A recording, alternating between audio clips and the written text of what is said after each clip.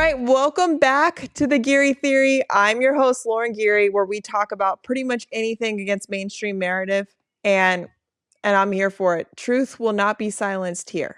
So that being said, let's get into it. Today, I'm talking to Jessica Ruth Yarno. Now, Jessica has an amazing story. I'll kind of briefly tell you how I came across her. She is the breeder of what she calls the coffee egger, which is a chicken that lays extremely dark color eggs. They are dark enough that they look like the color of a coffee bean, therefore the name, the coffee egger. And so I'm a chicken lover. I came across her eggs on a Facebook post for chicken breeders. And I was like, who is this person? I got to check them out. Go to their page, and everything is about Jesus. Not what I was expecting. I'm expecting a bunch of pictures of chickens and their eggs. And instead, I find a bunch of scripture verses and powerful quotes from the Bible. And I was just like, wow, this is really impressive. Not what I was expecting to stumble across today. So I followed her. A couple of days later, she posted her testimony. And she posted about a recent tragedy that happened. And again, this story of forgiveness, which you'll hear in her story. But she is going to tell a story of trauma beginning in the womb, her own mother's womb. She experienced trauma. Then you'll hear stories of trauma from her father and the struggle that we all experience with. We love our father. They're our father, that we love them dearly. And yet there's trauma associated with a lot of domestic violence. And then she goes on to a miracle happens when she's pregnant with her own son, which is crazy. You don't want to miss that one. And then she goes on to tell the story of her children experience their own very severe traumas and the power of healing her, finding healing through that, again, through this overarching theme of her life, which is forgiveness. And you'll find that forgiveness is the key to not only her healing, but her healing of her trauma response. So healing the trauma and healing the response. Because when you talk to this woman, it's not like you feel like you're talking to somebody who's just been through the worst things in life. You just see a joyful, free, lovely person to talk to. And I think we all have a struggle with forgiveness. And I think this story will be a powerful testimony of the healing you can find too through forgiveness. Let's get into it. So thank you so much, Jessica, to coming to the show. I appreciate it. No, I'm really excited. I'm excited to see, people be able to relate and experience that God is still good even in the worst of circumstances, that He is Yeah. with us always and He never leaves. Yeah, absolutely.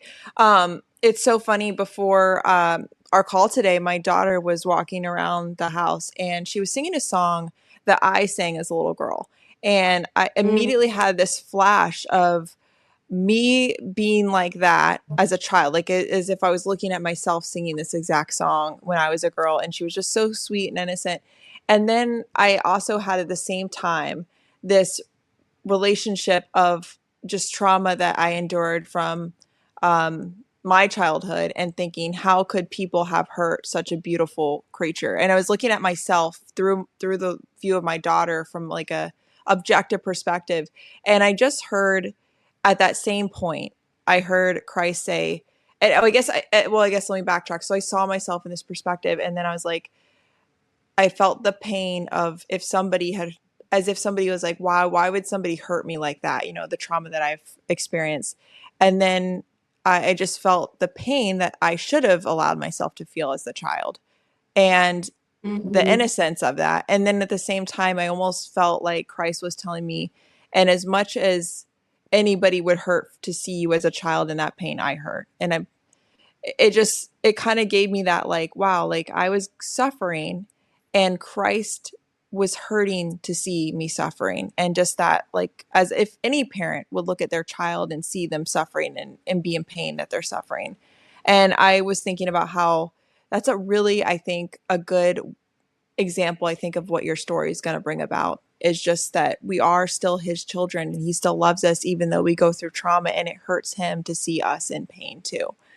Yeah. So sorry. This is one thing I just wanted to share right off the No, no, bat. It just it's tied it so in. good. Yeah. It's so Well, good. thank you. Thank you. So let's talk about your story. So I know a little bit about your story from, you had a really powerful YouTube video that you posted about your story. And I know at the early age, even when you're in the womb, you had, in a way, trauma, just a disconnect, your mother's disconnect from a relationship to the child in her womb. So can you tell me, let's start there and let's just see where it goes. Yeah, so when my mom and dad got together, it was right after my dad had actually gotten out of prison. He Mm, was married prior and had a relationship with a woman, and then she left him, and then my mom and dad got together, and um, they were, just living together. I have an older brother, and mm, she got pregnant, and okay. she had a baby before my brother and gave that baby up for adoption. So my grandparents were not really super supportive of like her having babies out of wedlock and whatnot, and they kind of forced her to actually give my sister up for adoption. And so Mm, when she got pregnant with me, she was like, I don't want to marry this guy. And she knew that her parents were going to probably try to force her to marry my dad because she was pregnant. And so she did what she thought she needed to do. And she went and my mom was a nurse, and she researched everything she could take to cause an abortion. And mm, she took it all. And I didn't find this out until I had my daughter. She told me everything, but I had always felt rejected as a child. I knew that I wasn't wanted. I felt it, and mm, she portrayed that in her actions. She would push me off of her lap if I would try to sit on her. My mm, grandma, would actually confront her about it and say, "Don't do that to that little girl. Don't do that to her." mm. And I just remember feeling just so not wanted, and never really knowing until I was older. Of course, when she told me that, she basically, it was almost like Satan going, see, you weren't, and she even tried to kill you. And so at that age, I was 19 when I had my daughter, and at that age it was like I started to form this anger and hatred and bitterness towards her that I didn't even have before, because it was like she didn't even want me, Do you, and I began to just. why did she tell you when you were pregnant? Was it, I guess that's just the worst time you could tell somebody that? Was it because do you feel like she wanted to cause you pain, or it just came up because if you were pregnant? Why the timing of that? My mom, something I didn't realize or I didn't want to face was that my mom was mentally ill. And Mm, I think that because of her mental illness and maybe guilt, that she mm, wanted to get it off of her chest, that, she okay. had lived with that maybe her whole my whole life, and maybe Mm, that's the only thing that I can think of. I know why the enemy wanted me to know. I know mm, why, why else would he, just like yeah. reinforcing that you weren't wanted. And my mom didn't wasn't she wasn't a mean person per se. Like, Okay. Good. it wasn't like she was doing it to be vindictive, or Mm, hateful, spiteful. I truly believe that she did it because she had guilt, that she mm, lived with a lot of guilt, and seeing me pregnant maybe um, brought that back. You know, yeah. that's the only thing that I can think of. And so, but yeah, it was that drove pretty much a lot of my choices that I made after that. Um, and Yeah. even before, you know, you sense it. Babies, they say babies in the womb can feel what their mothers feel, and a baby can actually sense whether or not their mother has that love and that affection for them, and Mm. I never felt that for my mom.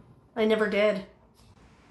Yeah, and just So learning. I have three children, and my youngest is 4 months, and just learning about the importance of just immediately after they're born too, establishing that bond. And so if your mother was feeling that while you're pregnant, I can only imagine that that just, you know, as you're a newborn and needing those newborn cuddles and comfort, it's just how much disconnect did you, rejection did you experience that you don't even remember? And I think that definitely Mhm. has an effect on our brains and how we look at the world. Is just the first person that's supposed to love you is, rejecting you. And as a child, you don't understand why. You just look at it as a reflection on yourself. And it's Yeah. unfortunately becoming very common in our culture, I think, today. Um, Yeah. yeah. And so then you had your daughter. Did you say you were 19 when you had your I was daughter? nine. Yeah, I Yeah. was 19 when I had her. And how did Yeah. that go? And were you married at the time? Were you dating somebody? How did that? No, I was married. I got married. In fact, she technically she looked like she was a honeymoon baby. I had planned to get married, and I found out I was pregnant. I don't know, maybe a week before we got married, Mm, and so yeah. But as you can imagine, I mean, that's just the tip of the iceberg of my trauma, And right. so because of it, like I brought so much trauma into that relationship. Like I didn't know how to have a relationship, And I'm sure we can talk about all of those things too. But when people will see, I didn't know how to have a relationship. I was so broken, and Mm, yeah, it yeah. was just not, it wasn't his fault. It was just when you bring all that baggage into a relationship and you try Hmm. to, you know, it was just nothing but trauma. And it started to come out as I got older, and so, Mm, yeah. yeah. How did your experience as a little girl did affect your first experience as being a mother? Oh my goodness. Um, that's going to make me cry. Take your time, and we can skip the question too if you want. No, all I ever wanted to be when I grew up was a mom. And in Mm, fact, when people would ask me when I was little, what do you want to be when you grow up? I would say, Mama. I didn't have these big dreams of being anything more than just a mama. And I think it's because mm, I didn't have that nurturing mother that I wanted to be that so bad. And mm, I I look back though, and I was such a broken mom. mm, Because of my brokenness, I experienced the rejection of my mother. I was born deaf, and that was never even found until I was 5 years old. And so, I had the rejection of my mom. I was born deaf, and yeah.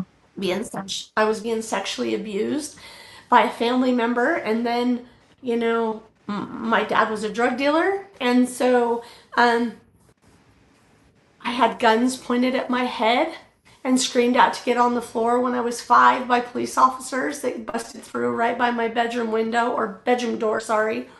And you know, I experienced trauma after trauma after trauma after trauma at such a very very young age that when you don't deal with that at Mm, and you're not getting counseling, like deep trauma counseling, then you carry that. And so I did the best I could with her, but she says to me now, that she wished she would have gotten me as the mama that came to Jesus, and she'll be 30 this year, and it's so hard because I wish that I could have been that mom for her that she needed me to be.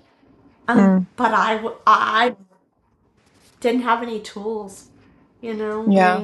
when I had her. I was 18 when I got pregnant with her, 19 when I had her, you know? Yeah. And You were so, young and you had a lot of trauma, and I find that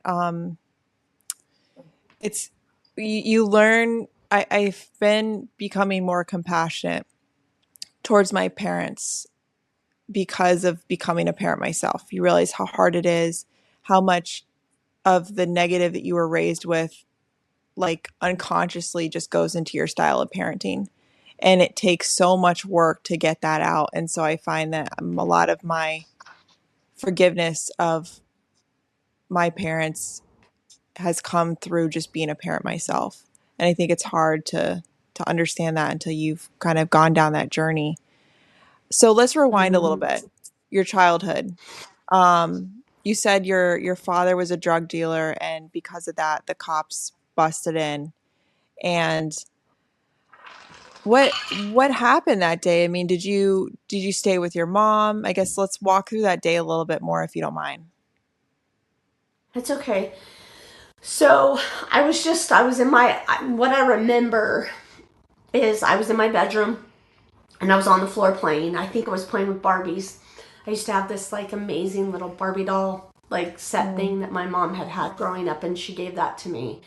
And I was on the floor and I was playing, and I just remember them busting through the door and screaming, "Get on the floor!" And they had guns pointed at my head, and I thought, what on earth did I do? Ooh, like I was just like, yeah, what you think to in your mind, it's like, oh, what did I do? Like, how did I get in this much trouble? And yeah. I'm gonna die. And I just they got my dad, and then they took him to jail. And I don't remember how long he was in jail for, um, but it didn't change anything. It didn't change any of his behavior at that time. He still went on to do what he was doing, and drinking and using and How did you being view your abusive. dad at the And time?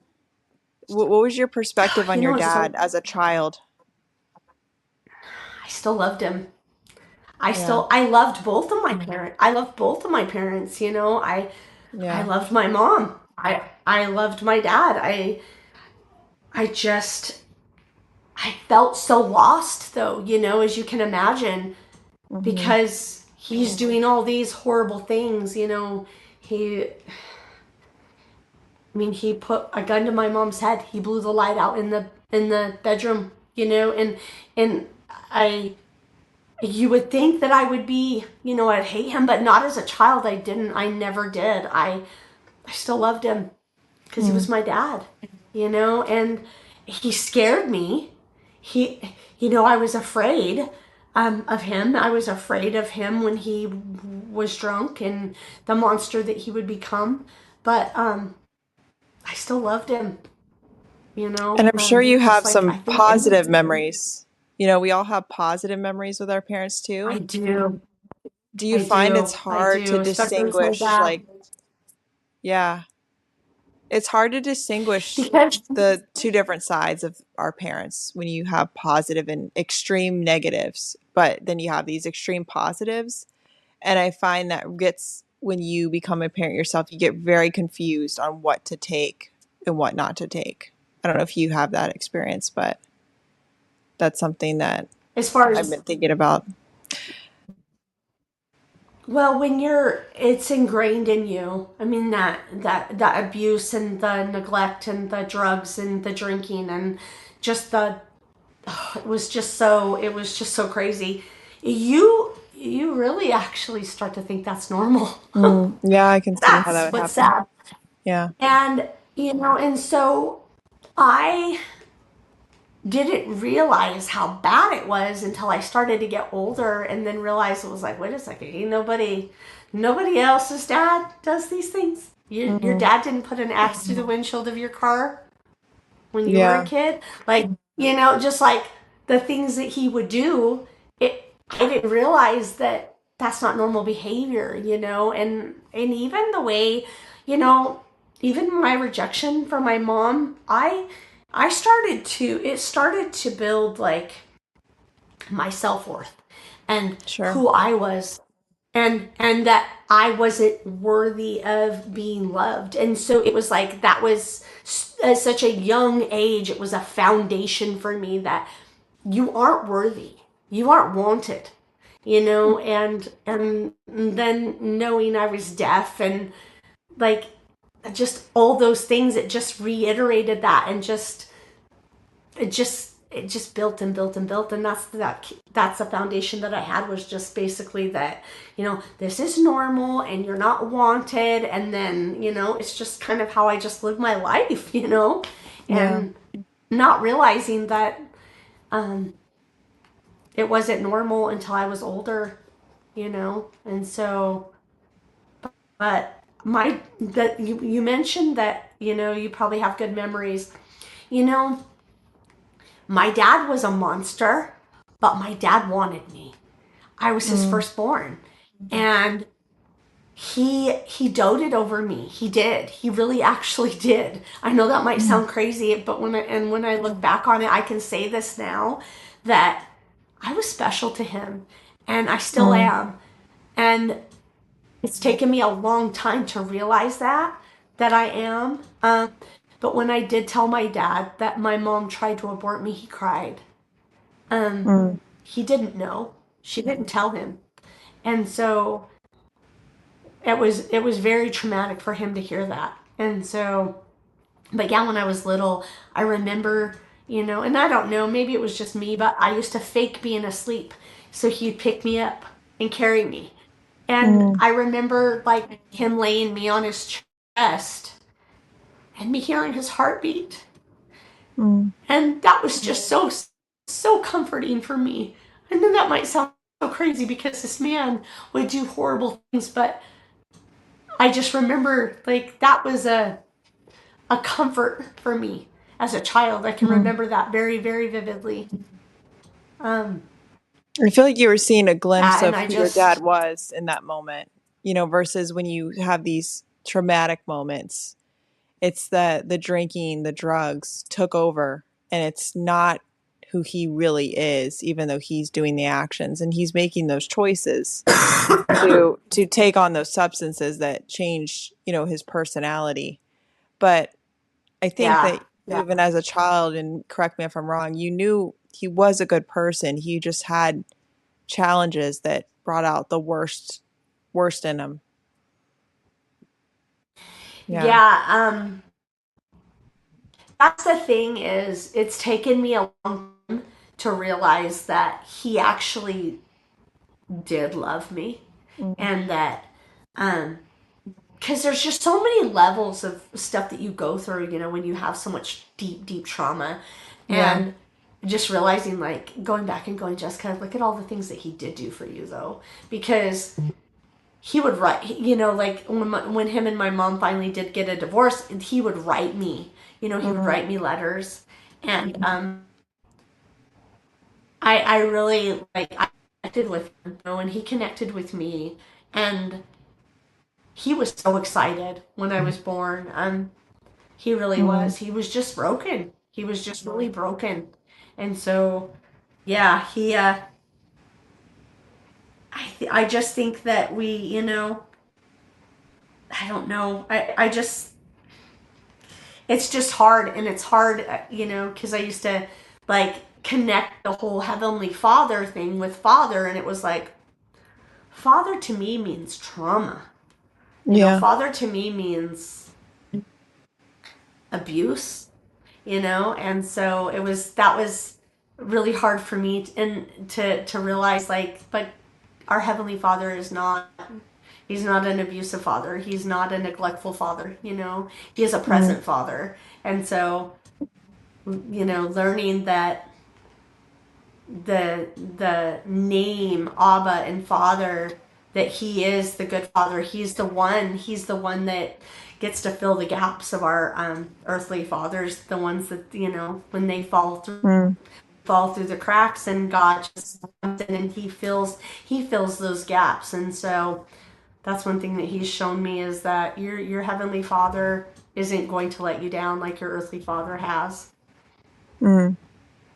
Yeah, there's So so much that we have to relearn in our relationship with God, because you were right. We take these, even people who have really good parents have to relearn that our parents aren't perfect, no matter how much they try and everything.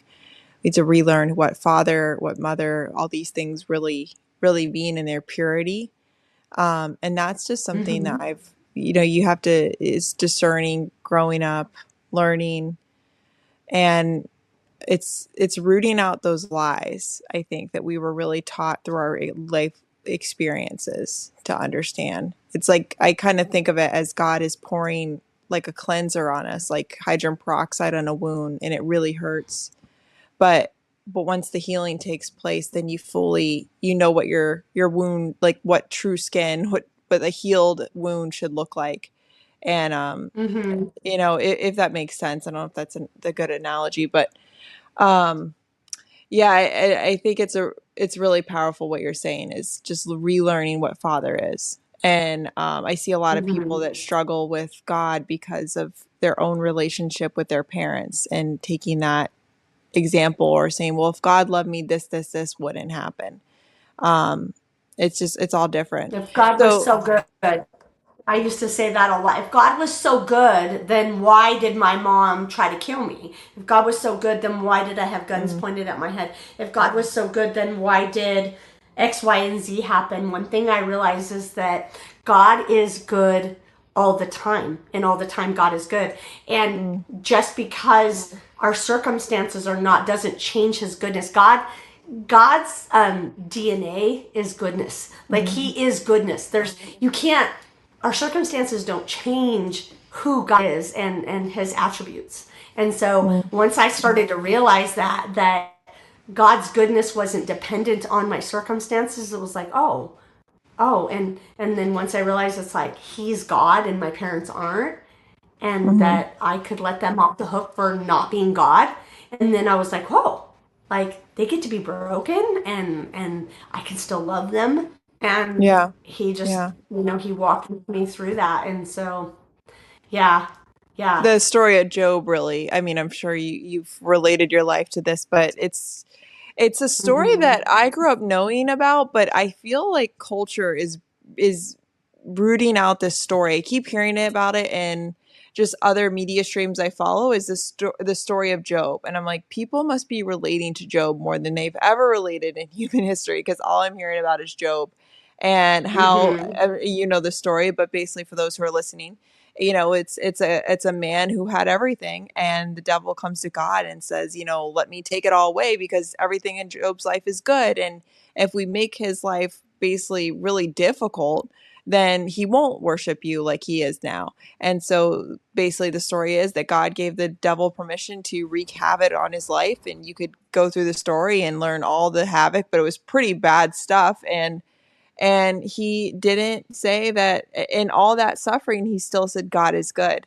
And then the basically what we Mm-hmm. learn from the story is that, in the good times and the bad, blessed be the name of the Lord, because God works through the bad. And that's what I think your story is such a good testimony is like so many good things come from bad. And that's where, the devil, I always say, he can't win. He literally can't win because he can wreak havoc on our life. He can cause bad things to happen.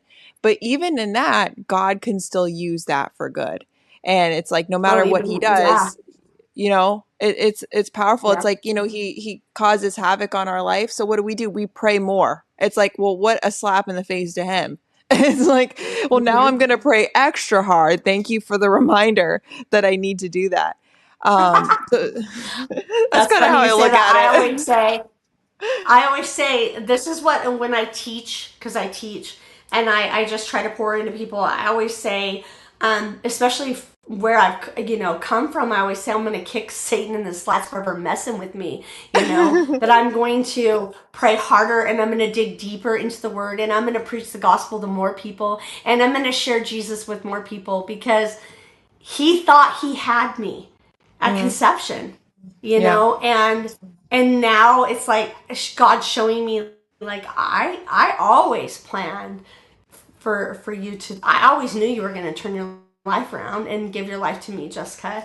And I Mm, always knew that all of the things that He did to you were going to be used for my glory, for God's glory, and so. Yeah, I always say it, kick him in the slats. Like it's the best I thing you love can it. do is get in the word and get on your face if you have to, and just say Mm, no, the battle's already been won. It already has been won. And we do have victory in Jesus, and we get to walk in that victory. Are we going to have hard times? Absolutely, we're going to have hard times. Things are going to come at us, and one thing that I tell people is, I think that this is lost sometimes in the Christian realm, is that it's like, oh, come to Jesus. It's so good. Everything's so good. And Yeah. I think what we actually miss when we tell people is, it's gonna fight. You better Mm. pull up your Yeah. boots by the bootstraps. You better pull them up, and you better put on your armor, Yeah. because you're in war. You're in Right. a war for your soul and for others. And something that the Lord has shown me is that that's what it's always been in my life. It's always been a Mm. battle. I've had a battle to stay alive. I've had to battle everything. I mean, literally everything. The Yeah. enemy has come at me full force in every way, shape, and form. Mm. And this Yeah. life isn't gonna be easy. This life is gonna be, we're gonna be in a war, and we're gonna be at battle, but there's something so much better to look forward to. And that's the thing, is like, it's a it's almost like it's that what I look forward to is that, well done, you good and faithful servant. And Mm. that's what I want. And I want those crowns, and I want to cast them at his feet. And I am gonna fight until the day that I take my last breath. Mm. And so Yeah, it's beautiful. And yeah. that's what I think that um the prosperity gospel is such a I just don't agree with that at all. It's just this idea that if you follow God, you'll get rich and you'll buy all the fancy things. And it's like, it's like, what a lie, Yeah. man. What a lie. I see some really I rotten know. people out there that are pretty rich, and I see some pretty poor people out there that are pretty rotten. So it's just, it has nothing to do with any of Yeah. that. And I think also if people are following God because they want to get material items, then they're Or probably not something following from him. God. Yeah, or something. It's Yeah. like he's not a genie. He's not. That's not what it is. Um, anyway, so let's get back to what. So we were talking about you had your daughter, and then it sounds like that first marriage it didn't work out. Am I correct? And then where did you go from there? um I We got a divorce, and then I met my my ex-husband, um my son, and so I have a son and a daughter after. And I met him at a club, and I fell in love with him, or at least I thought I did. I Yeah. basically saw a man, just and not even realizing it, that I was walking into a horrific abusive relationship. Mm. Yeah. And So it's basically I you were with somebody that was very similar to your father. That's right? Am I saying that correct? Yeah, when I yes, I met him, he had actually been clean and sober for a few years. Mm. And so I didn't know him as an addict. And but he was still very much had a addict mentality. He came from trauma too. And so, Mm. you stick two traumatized people together in a relationship, and it's going to end up in disaster if Jesus isn't the center. And I had my relationship to some degree with Jesus, because I had found at 3 years old I was introduced to him, and kind of always kind of held on to him, throughout my life. But Mm. he didn't know the Lord, and so he raged. And yeah, he was not a very nice man. Um, and his anger came out towards me and my oldest daughter. Um, yeah, it was 8 years I was in that marriage. And I had, like I said, I had my son and my daughter um, during that. And that, you can't, for me, I don't have regrets as far as they're concerned. And even at my ex-husband, after I found the Lord, I walked through, as you can imagine, I had to walk through a lot of forgiveness, but I walked through forgiveness for him, and I've had to walk through even more, just as the years have gone on. So, But yeah, Now, tell me about when your son was born, or you were pregnant with your son, I guess. What was there? so Was there something that happened there? yeah. I was 6 months pregnant with my son, and I was actually down in California. We live in Idaho. I was down in California visiting my ex-husband's family. And excuse me. I I was down visiting his family, and went to the beach, and we took my daughter to the beach, and um, I started to have like horrific pains, like doubled over pains, like it Mm. just hit me out of nowhere. I was fine one second and not the next, and I hadn't And had how far any along are you at this prenatal. point? Yeah, I I was was gonna say six that's probably months. okay, 6 months, and you had no prenatal I care was at this six point. months pregnant. No prenatal care. He would not Wow, pay for me to have any prenatal care. He was just a really selfish man, and sounds like it. right. He did rush me to the hospital. And they rushed me in and did an ultrasound. And then all of a sudden, just like all these nurses and doctors came rushing in. And I just finally yelled. I was like, what's going on? And then everybody Yeah, kind of cleared out of the room. And then the main doctor said, I'm so sorry to tell you, but your baby's not going to make it. And I was just kind of dumb. I was like, wait a second. Like, I felt my baby move. I felt my baby kick. Like, I could feel him hiccup. Like, I knew all the things were going on. Like, my belly was growing. Like, yeah, all the things. And he said, you have no amniotic fluid, honey. And the only amniotic fluid that we think we can find is a 2 centimeter pocket of amniotic fluid, just like a tiny little. and yeah. and I Sounds good. said, well, what does that mean? I was dumb. I didn't walk through Everybody would that with ask my that daughter. question. And Yeah. I had had 2 miscarriages before that. And so, no, by that point, no, I had had 4 miscarriages by that point. And Wow. I was like, what does this mean? And he said, well, and he basically spelled it out for me. He said, your baby is going to need to be on life support when your baby is born. And if you don't choose to put your baby on life support, then we can let your baby pass away. And I was like, whoa, wait, Oh my what? gosh. And it honestly, it didn't hit me right away. I think I was in shock. And they said, you're going to need to, and then this was the worst part, you're going to need to stay in the hospital until your baby's born. And I was like, no, You're like, I don't live here. I, I don't live here. Yeah, my family's in Idaho. And they said, we're sorry, but you have to stay in the hospital until your baby's born.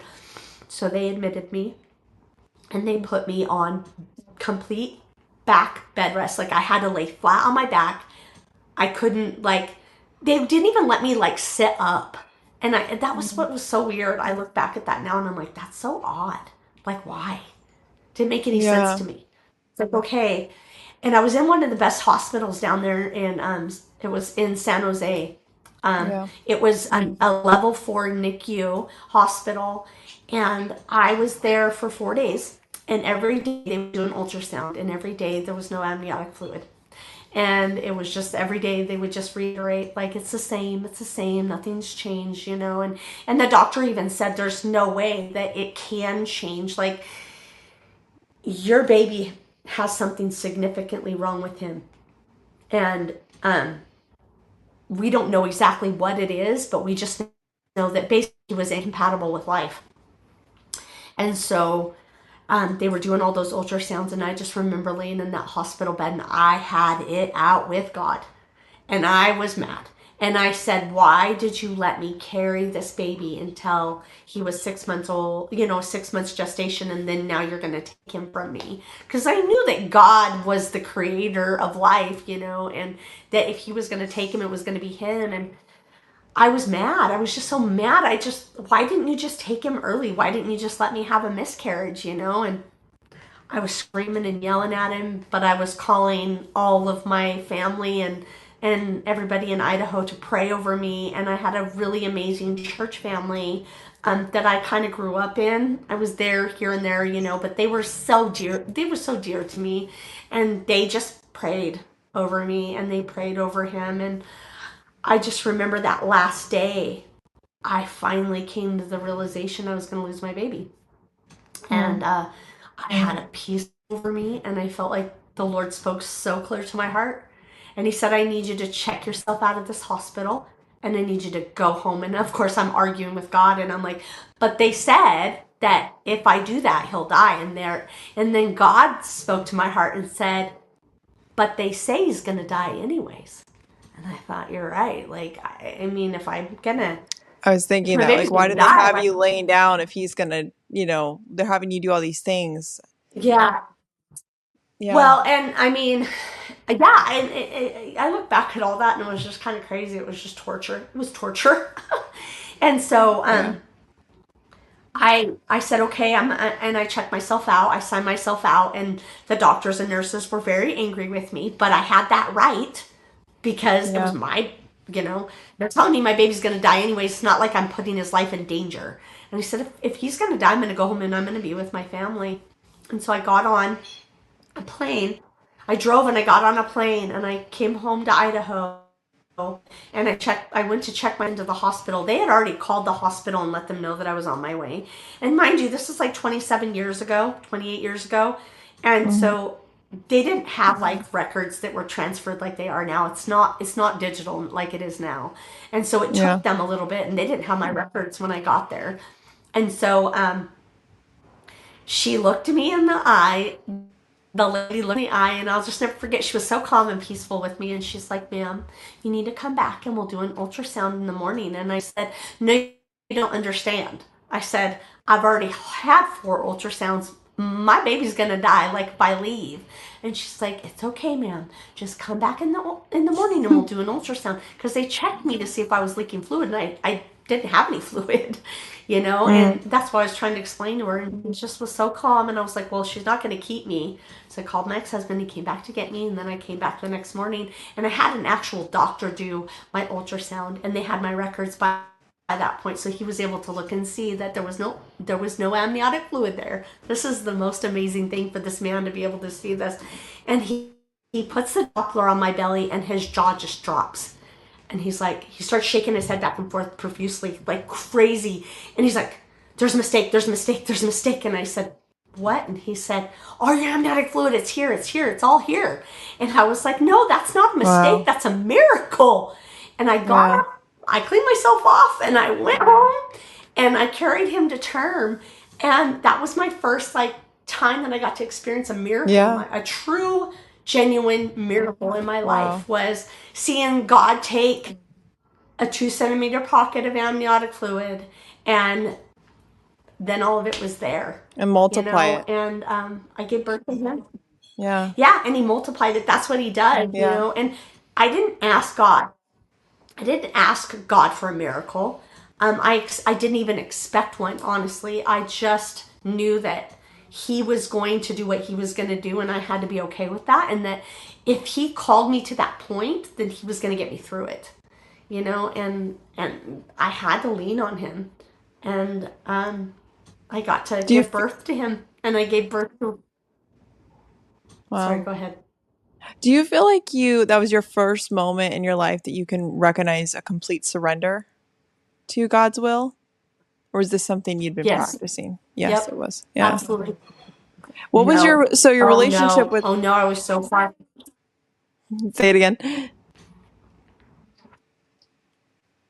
I was saying I was so far from him, so far from him. In fact, when he performed that miracle in my life, it was very undeserving because I didn't serve him. I didn't I didn't have the affection for him that I should have had. I didn't, I wasn't going to church. I wasn't serving him. I didn't have a relationship with him. Um, God was a very how do I want to put this? Like Jesus was my savior, but he was not my Lord. Like I knew Mm. Jesus died on the cross for my sins. I knew Jesus like that, and I knew him like that. But I didn't have a relation. There was no relationship, Yeah. So it wasn't like I didn't deserve what he did for me. Mm. I didn't do anything to deserve a miracle in my life.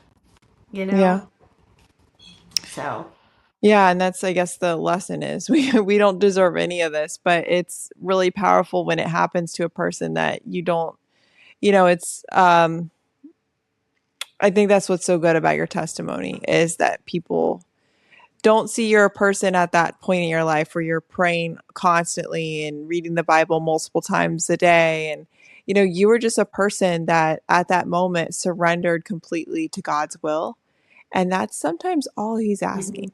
And but it's a hard place to be. And sometimes I feel like we get to the lowest of the low and then we're like our just hands go in the air and we say, "You know what? I Jesus take the wheel," cuz I have nothing else to do but to surrender.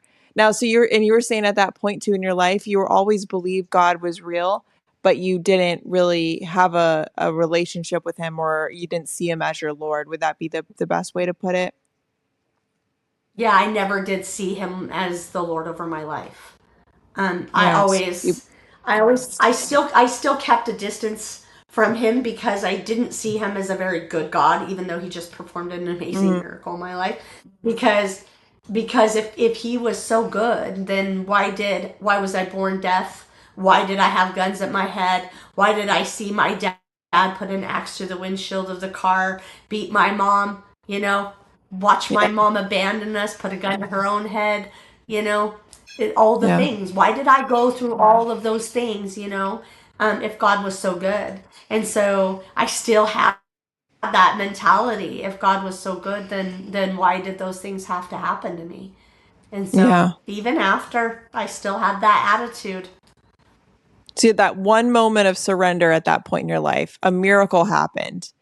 And then you continue Hmm. life as usual for the most part with like, oh, that was kind of Absolutely. interesting, you know. Wow. And that's I would say that's so common and God's so patient with us through our life. He's like, ah, it's okay, we'll just keep going with it. And then after that, it just didn't go well from there, your relationship with your ex-husband and you guys went your separate ways, I'm Yeah. assuming. So I was going to divorce him, and my son was 9 months old, and I actually had it all planned out. I was going to leave him and divorce him. And then I found out I was pregnant with my daughter. Mm, And I was like, my pregnancies were brutal. Um, I was always high risk. I had 4 miscarriages already. And I was like, there's no way that I can leave him now. Like, mm, I'm pregnant again, And so I yeah. stayed.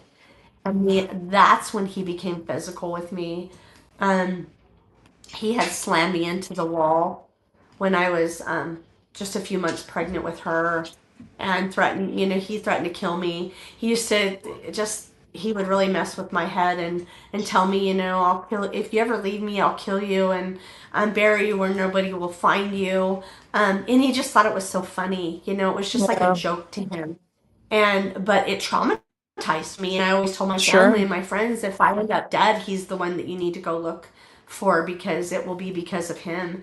And I just I went into a shelter at one point when I was pregnant with her, so it was so hard. I had, you Mm, know, a 4 year old at the time, and then my son, he was just a baby. He was a baby when I got pregnant, and so they were only 18 months apart. mm, And so I have this baby, and then I'm pregnant, and I'm going into a women's shelter, and I just remember looking around, going, I can't believe this is my life. I can't believe this is what. How did I get here? You know, like it was yeah. supposed to be better than this, How and did I you went did back. your relationship with your dad, what was it? What was your relationship with your parents at this point in your life? Were you Um, talking to them or were you estranged, I guess?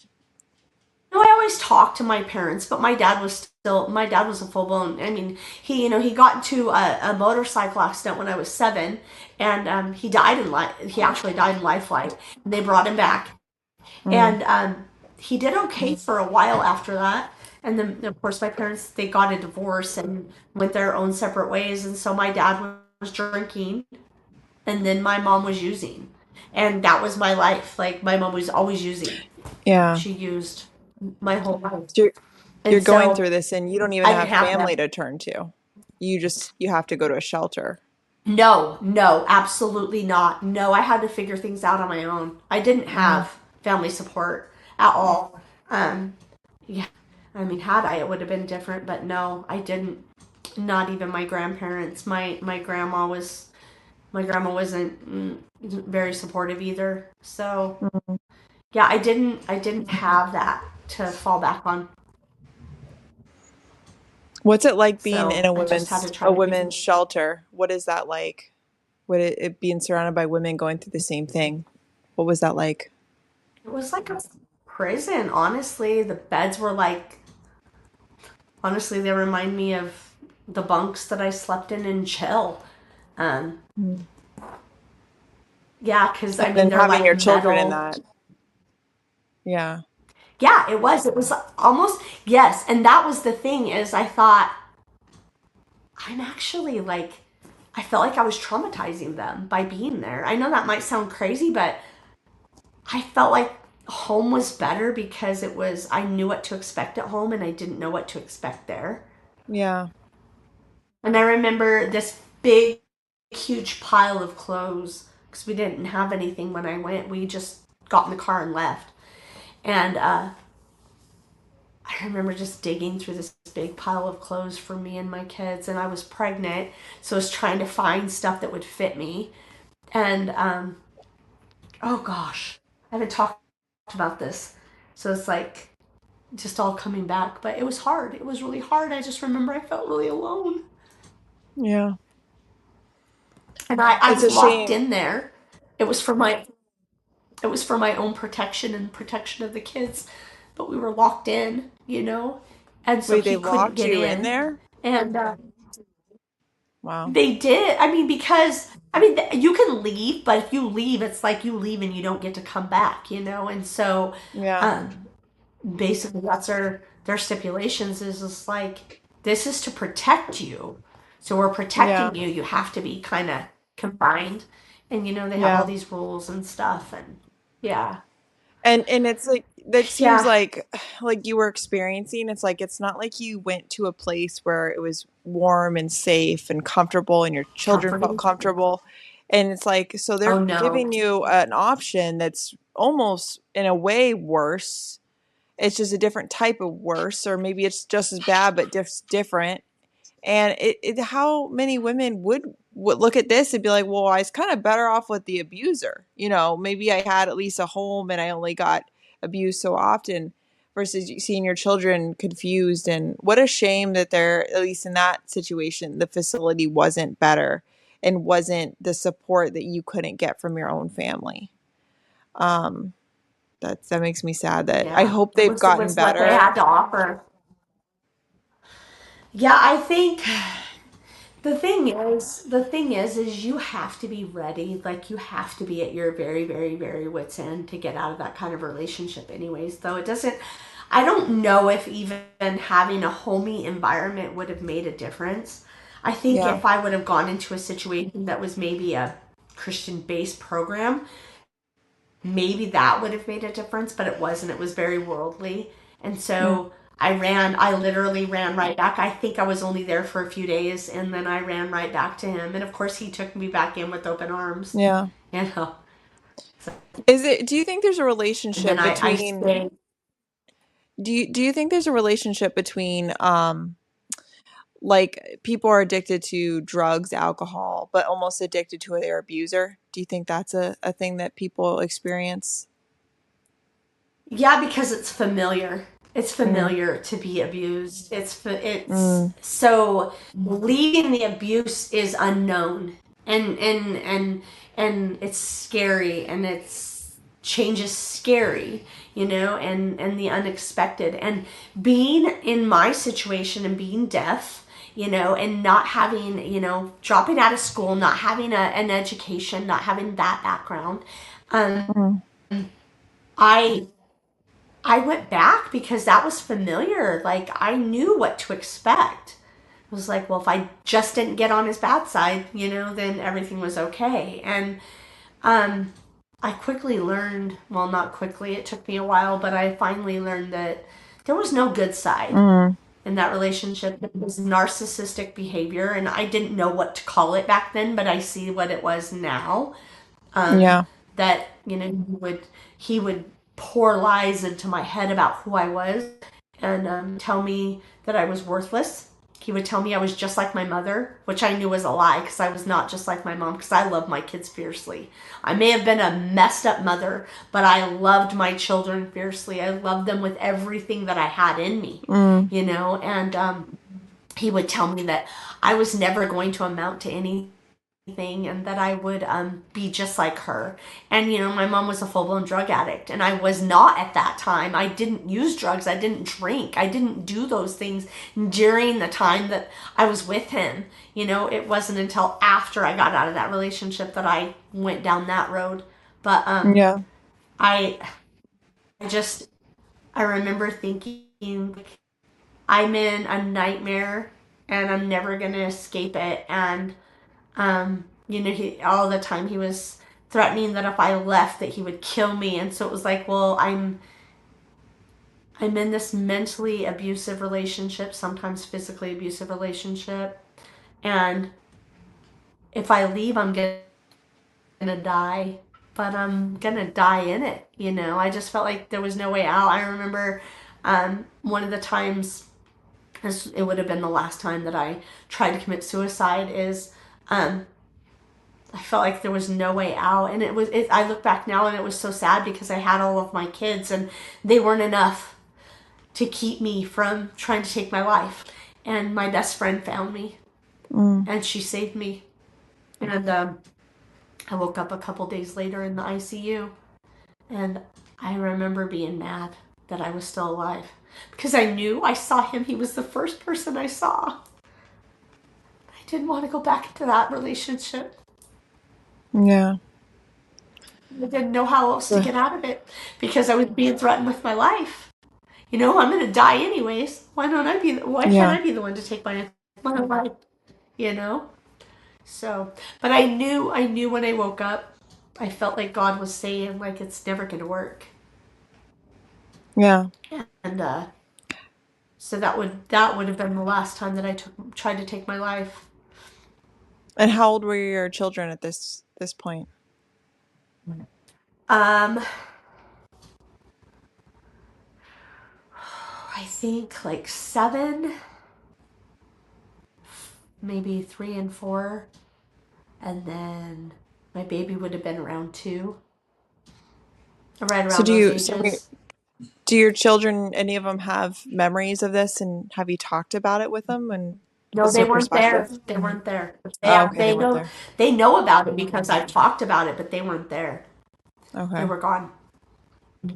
He had he had threatened so many things, and at that point he had threatened to take the kids and that I wouldn't see them, and Mm. just it was just his control, his manipulation, and I just he had messed me up so bad in my head that I felt like that was the only way out. Yeah. And yeah, Yeah, that's a and then you said your mother, she tried to kill herself, right, in front of you? Is this, so this is, I'm assuming yeah, before this you tried to do it to yourself, is that right? yeah. When I was 10, my mom put Yeah. a 357 Magnum to her head and threatened to brains out in front of us kids out in the front yard. And Mm. she was screaming, and I just remember I ran across the street and I was so frantic telling my neighbor, please call 911. My mom's going to kill herself. And they came and actually arrested her and put her like in a drunk tank basically because she was drunk. And they kept her there until she sobered up. And when she got out, she yelled at me because she had to sit in jail overnight. Mm. Like And that was your fault. I remember, yeah, everything was. It Yeah. was just that, like the enemy, just like everything's your fault, Jessica, you know. So it And wasn't it's long that, after it's that almost that I, same, it's that same suffering as your mom dealt with those suicidal thoughts, and then you grow up to have the same similar abusive relationship with the same thought process on how to handle it. Yeah, it really was. I mean, it wasn't long after that that I started walking down the road of self harm and then eventually trying to commit suicide. And Mm. I could say I almost succeeded, but God would say different. Yeah. Yeah. I uh, I woke up in the ICU a few times.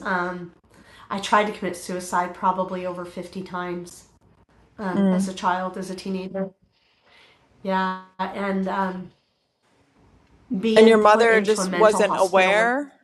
Was your mom even proactive about Mhm. handling that She was or? aware.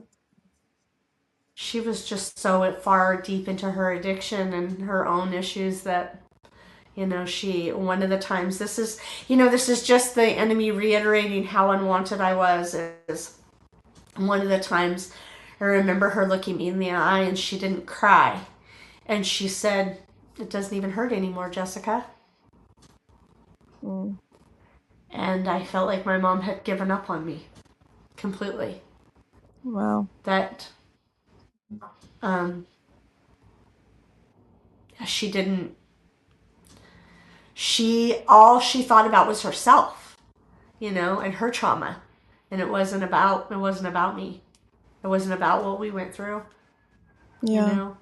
And so, yeah, there was a lot of hurt and a lot of pain that she caused. And it wasn't long after that though that I stopped trying to commit suicide and I just started to drink and use.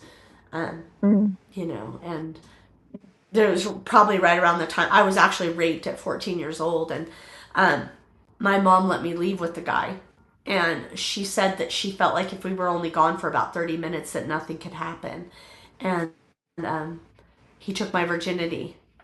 I was 14 years old, and that Mm. was one thing that I knew I was taught in church was you don't give that to anybody. That Mm. that that's for your husband. So I did have that.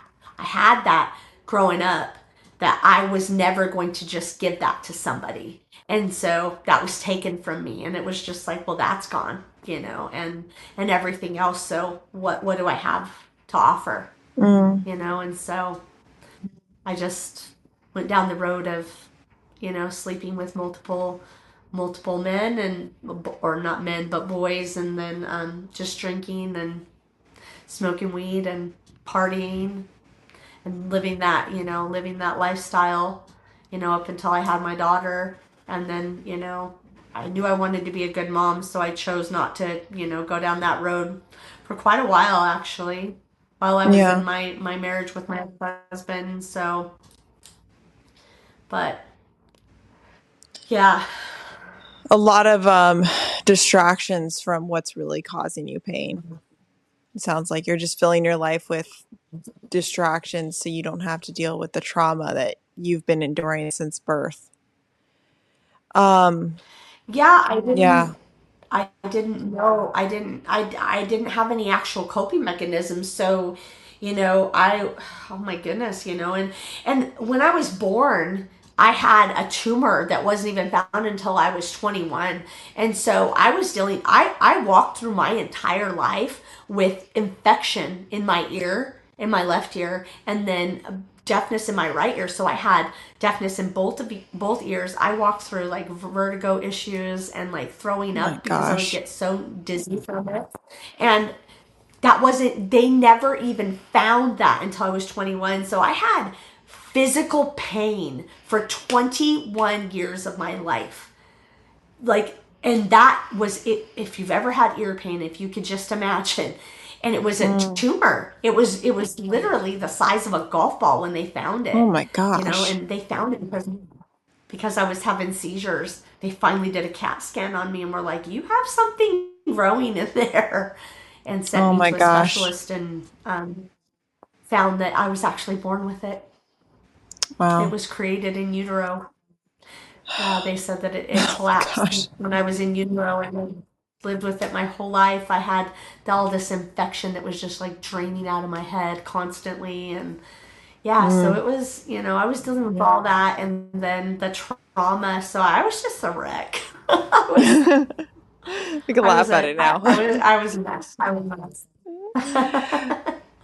I'm just, I don't know. I look back and I'm truly a miracle. I Mm. look back and see, that God had his hand on me the So how did entire you, time. so you got out of that really toxic marriage. How did you hmm support your children at that time? I jumped into the only thing I knew to do. I became Mm. a stripper. Do I you feel walked like right into that that? life. I had actually dabbled Yeah, with it. yeah. I dabbled with it before that, like in and out of it. When I would leave my ex-husband and then go back, I would go dance and then I would go back.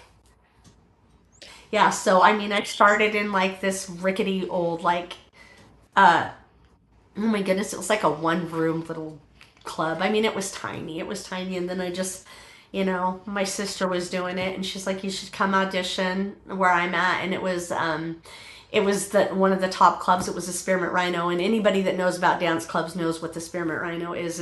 It's where, all of the people with money go. And I got a job there. And Mm. that was always, it was like my goal to support my kids off of it. And I did. I did well. I did well doing it. I was selling my soul to the devil, basically, but Yeah. I got really good at it, and I got really good at learning how to be that other girl. Um, and because you have a dance name, and when you step into your role, you're not your person. You truly learn to be a different person when you're Like creating a there. character. Because you have to. You do. It's all for show. You pretend to fall in love with these people, these men, Mm. sometimes even women, and then you pretend to, just tell them everything they want to hear, and you, yeah, and I got really good at it. But it also drugged me into, the darkest time of my life, literally. Like it was all the drugs and everything that were in front of me. I look back now and I'm so thankful God actually protected me. He really, really did from the really the drugs that could have destroyed me. And the only reason why is He would always put in my head, if you walk down that road, Jessica, you will never come back. And Mm. even though I was still dancing and I was stripping and I was selling my soul to the devil, He would still speak to me. If I walked down that Mm. road, I had every drug you can imagine in front of me, laid out in front of me. I never would have had to pay for it. It was always there, but I did smoke weed. I did smoke weed and I did drink. But the hard drugs that were right in front of my face, it was only because of the grace of God that I was able to withstand that temptation. It really truly was. It was always there. And then the enemy always dangled it in front of me, but um He was truly like a father in that moment of just warning you, if you choose this, it's going to be very hard to go back he did. if you have the resilience to do it at Oh all. no, And he it's said that's I how a wouldn't parent come would do, back. He God made it Yeah, very clear. You yeah. won't come back from this. And the thing that kept me from it was he would always show me my mom and he would say, "Look at your mom." And I would always Mm. say, "I don't." My mom was in really hard drugs, really, really hard drugs. She did it all. She did heroin. She did it all. And so um, I knew I didn't want I loved my children. I genuinely love my kids, and I still wanted to be able to be a mom to them to some degree. I wanted to be the best mom that I could be, even though I was such a wretched mother. Such a wretched mother. But yeah, I did it all. So yeah, you asked me, you have to audition, and I got into dancing in the clubs, but then on the side, I was offered, like, you want to do parties, and I was like, oh, that Mm. I don't know if I could do that, because parties is like, yeah, you don't have anything on but the birthday suit that God gave you. And in the club in Idaho, I don't know how it is now, but back when I was in the clubs, you still had to wear a bikini. And Mm. so it was, I mean, when I say bikini, it was still next to nothing, but it covered your parts, And so, Yeah. Yeah. when I walked into that, um, man, it was so dark. And I just remember I had to get obliterated drunk to even do it because Mm. that wasn't the life that I wanted. It wasn't what I wanted for myself, but it was what I knew how to do. It was what I knew how to do, and I knew I was good at it. And I knew I had 3 children that I had to support. I had to pay my rent. I had to pay my car payment. You know, I had to put food on the Why did table. you have to what was it about it that's without guess going into the detail of what takes place? What's the feeling that you're trying to avoid recognizing through getting drunk before going into that?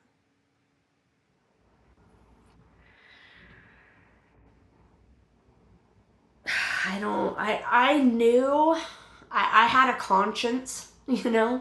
And I knew that those men were Mm, married, sometimes women, mm, and that they were married and they had families to go home to.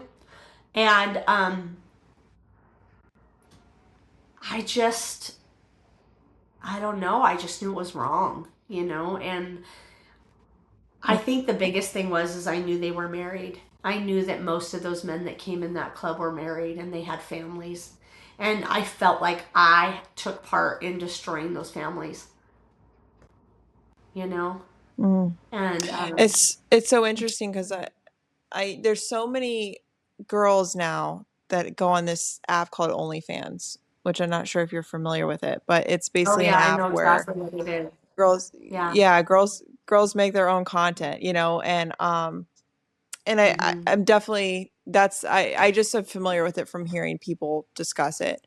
But from my understanding is it's something that girls get into because they're seeing a select few girls that are making a massive amount of money with this.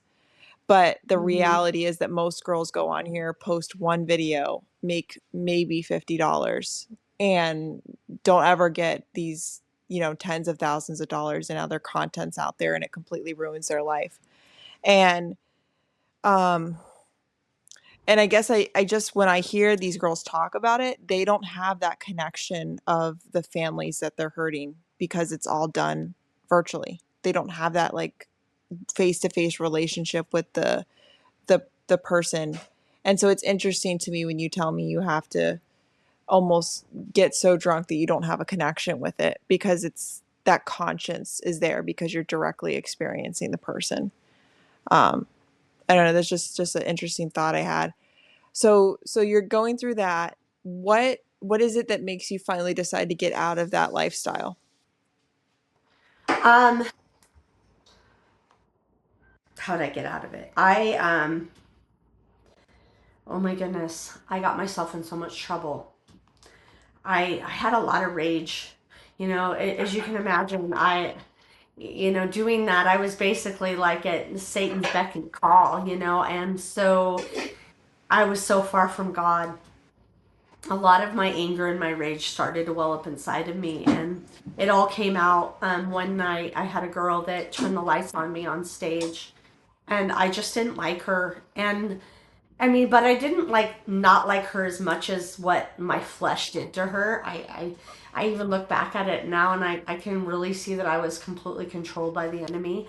I um Mm, I beat her so bad, and I choked her so bad. I blacked out, and I truly I don't remember. I don't remember it happening. And the only reason why I know what happened is because of all the girls that told me what happened. Um, and I wasn't even drunk when it happened. That's what was so crazy. I truly blacked out. Like I just went into a rage, and I choked her so bad that she had like bruises around her neck. And um, they brought me in the office the next day, and they said you can't do this. And it's just funny because the lifestyle, it's like, we're like nothing but a bunch of sinners, doing what we're doing, but you cannot be beating people up, you know, and and I knew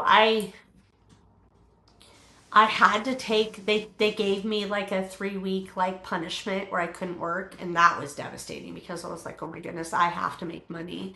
And so I started like doing like parties again, and like I hadn't been doing parties, and I was just doing whatever I could to get money. And I remember I went back. I finally got to go back, and I remember God saying, like, this is it. Like, if you keep going down this road, you will not come back from this. And he made it very clear to me that I would end up in prison. I knew I was going to end up in Mm. prison, like, because I had so much rage inside of me because of my trauma in my childhood and how bad it came out on that girl. Um, I was mean.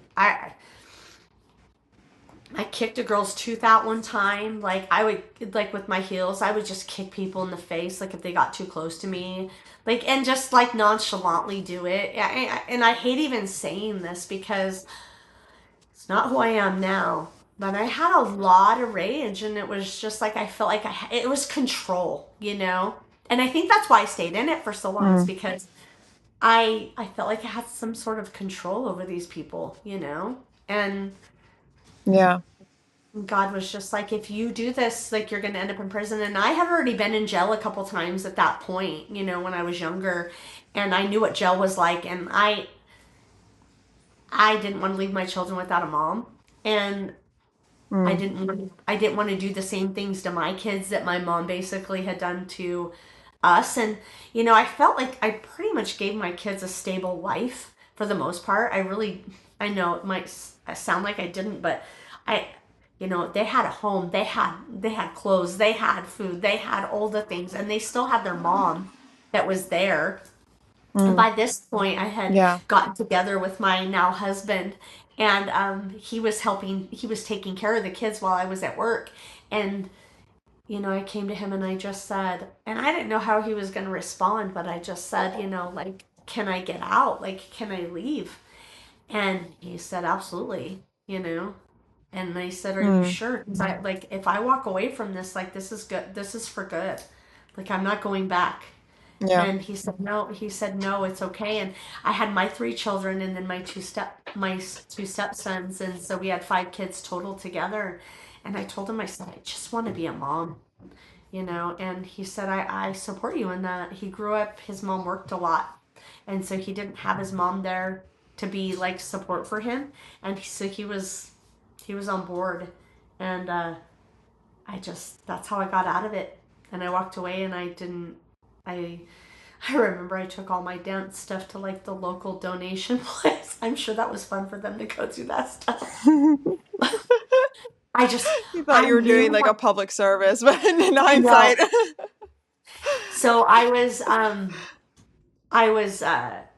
I had platinum blonde hair, and I dyed my hair back, and I literally I took all of my dance stuff, and I got rid of all of it. And um I wanted nothing to do with that life anymore. Like I just knew that Mm. um that's not the life that I wanted. I remember I did a lot of like photographs, and like so that I had like calendars and all kinds of stuff that was out there. And I remember just being like, oh, I hated knowing that that stuff was still out there of me. You know, I wish that Mm. I could have like taken all that back. And yeah, Yeah.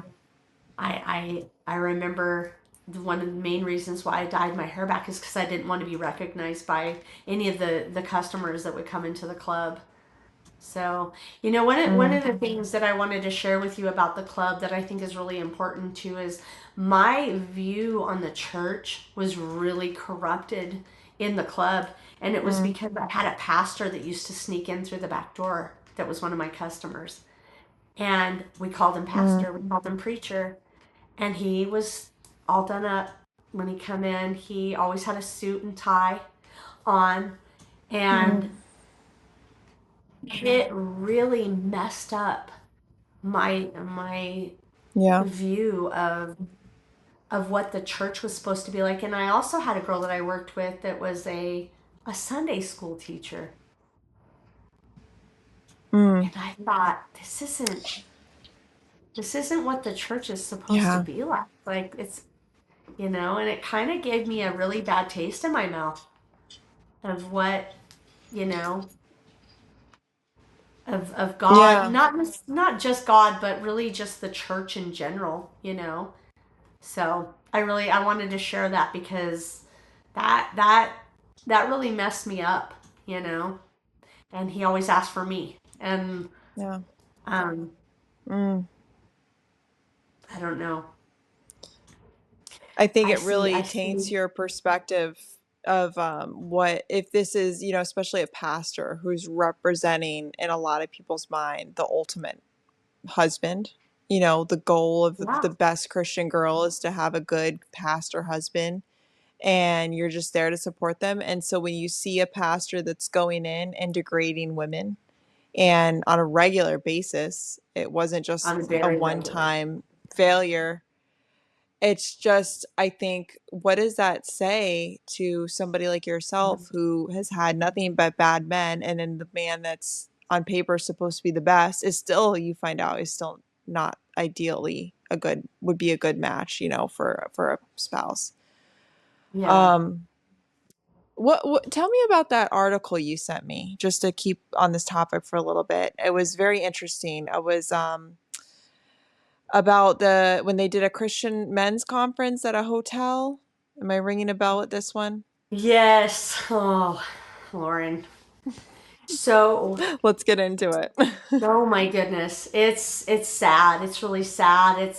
I've had a really hard time with it. Um they did a study and they found like at this Christian men's conference that um one of the it was the number one thing that was purchased like pay-per-view was porn. And it was this big huge men's conference, Christian men's conference. These were pastors, youth ministers, you know um these were people that were high up in the church that were doing this. And it what really struck them when they did this study was that they said that they'd never even seen anything like this with worldly people. Like basically, like it was they hit a record of how many people were buying porn. um and it was So the just Christian. if I understand it right, it was there was a Christian men's conference, if I can understand it, and all these men were staying in the same hotel. And Yep, the hotel manager found that the pornography download was the highest it had been it pretty was much through ever it was through ever compared to ever. normal customers. Yes, Yeah. yes, yes. And Why do this you was think that back. is? I'm curious. Why do you think Christian men are struggling with this more than your everyday man? I think I think it's because it's not talked about. I think that it's kind of swept underneath of the rug. I don't think that it's addressed like it should be in the church. I think that they should wait until people have a problem, that they should make it well known that they know that men struggle with porn addiction. Is that the Mm, problem nowadays is that you don't even have to go look for it. It's in front of your right. face. It's true. You Yeah. know, I will be scrolling through Facebook and I'm not even kidding you. This smut pops up on my phone and I get mad. I'm like, Yeah. why is this even popping up on my phone? This is not something that I would ever go seek out, you know? Right. Um, I mean, I haven't been into that stuff since I left that industry, and it's disgusting to me. It's a disgusting industry. It degrades women and men, and And men, so. right? Because it's degrading their whole purpose. Their purpose is to Mhm. protect women, to take care of women, and that is the opposite of what they're doing. But I think it's a boys' club. Everybody gets into um, patting each other in the back for something that's just what is that? It's not easy. It's the easiest thing to accomplish, and it's nothing. It's the absolute, it's you're degrading yourself, you're degrading women. It's just and that's why I guess it's when I think about why is it that Christian men are struggling with this more, I it could be conversation. I think it's also attacking, a spiritual attack. It I is. think that, there's I think it's if you can break down the family by implementing something like an addiction like this, it just think about the domino effect. It affects that marriage, it affects the children of that marriage who then take it on to the next family, and so on, so on. And I think that men, women too, are struggling with so much of a porn addiction that it's seen as like common, and it's not even something that, especially in today's culture, it's not even something people used to be embarrassed of it. They used to have a curtain behind the video room. And now there's no Uh-huh. embarrassment. It's talked about like it's something that you should medically almost do, Yeah, like um, it's normal. because it's And healthy. and that's the problem Yeah. is it's been so normalized that Mm, people don't see anything wrong with it. Well, and a lot of the problem, I mean, men do struggle. There are men that actually know that it's wrong and they do battle it. Well, one of the things that I learned, I'm so thankful that God brought me through a lot of training. I walked through a lot of training when I became a foster parent. God blessed me to be able to become a foster parent. And I walked through a lot of mm, mental training. Basically, they were teaching you how a child's brain develops and then works. And boy, I learned a lot about my trauma in that too. But one of the mm, things that we learned is that pornography actually traumatizes a child's brain.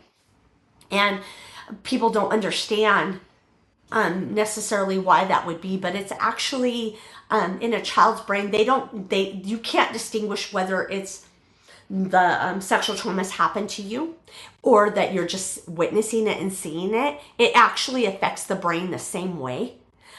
And so every time that mm, they've been exposed to it, that it traumatizes the amygdala. And so when a child is exposed to pornography at a really young age, their brain does not know what to do with that. God did not create us to be able to deal with that at that young age. In fact, I mean, and nobody should be dealing with, seeing pornography, but especially a child's brain.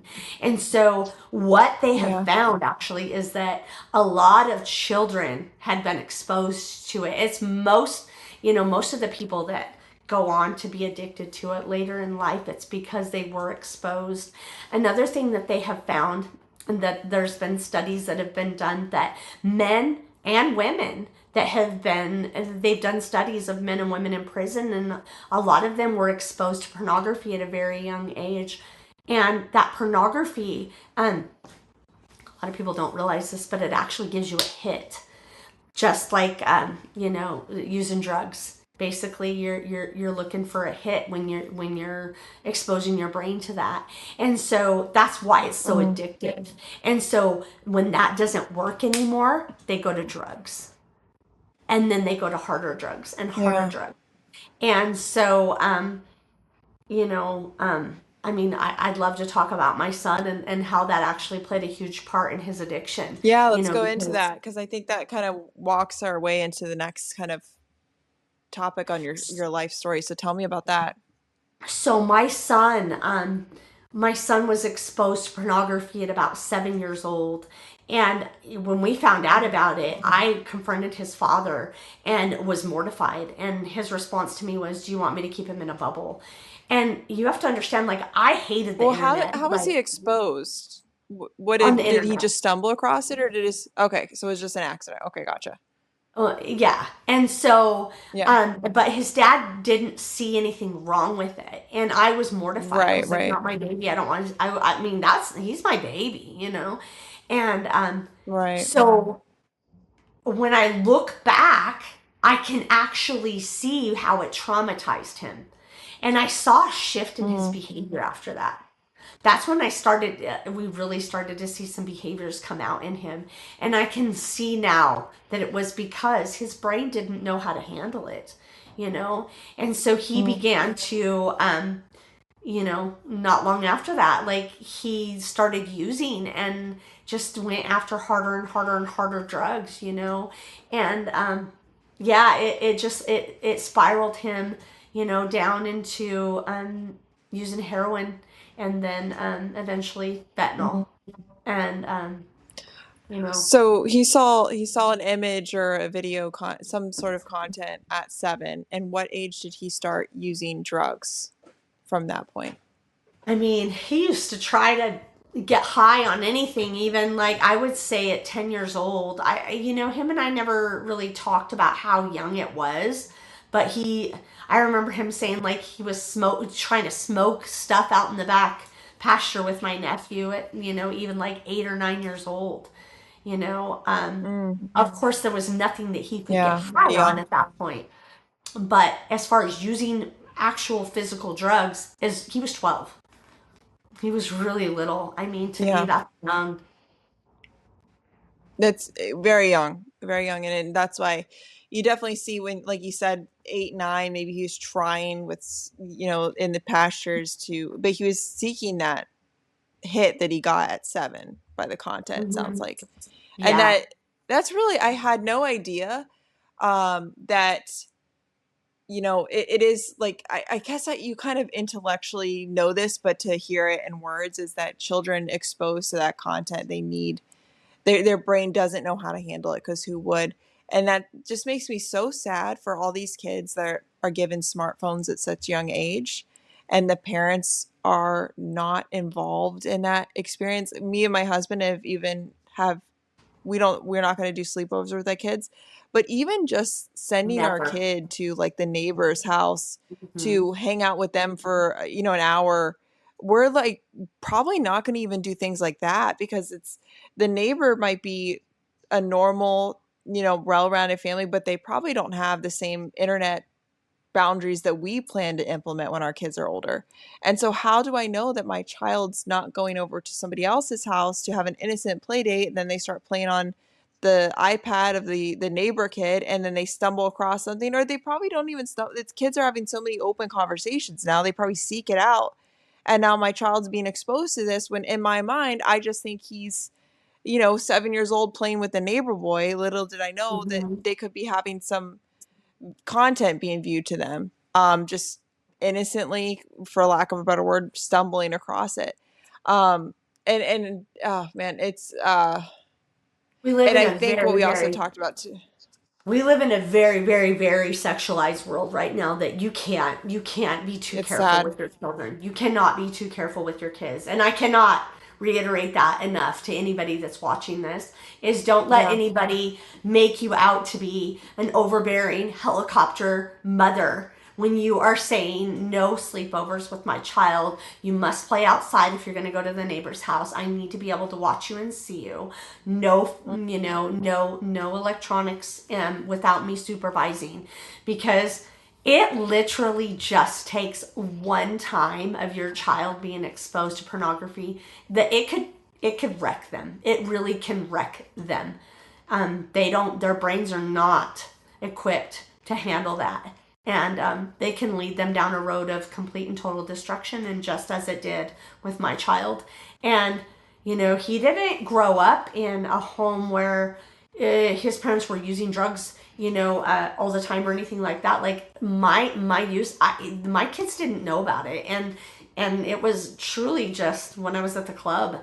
And it wasn't like, Mm. they were in this home of, like people getting high or anything like that. My kids didn't grow up in that, and so it wasn't until he got into, his teen years and then living with his father that he went down that path of total and complete destruction, you know?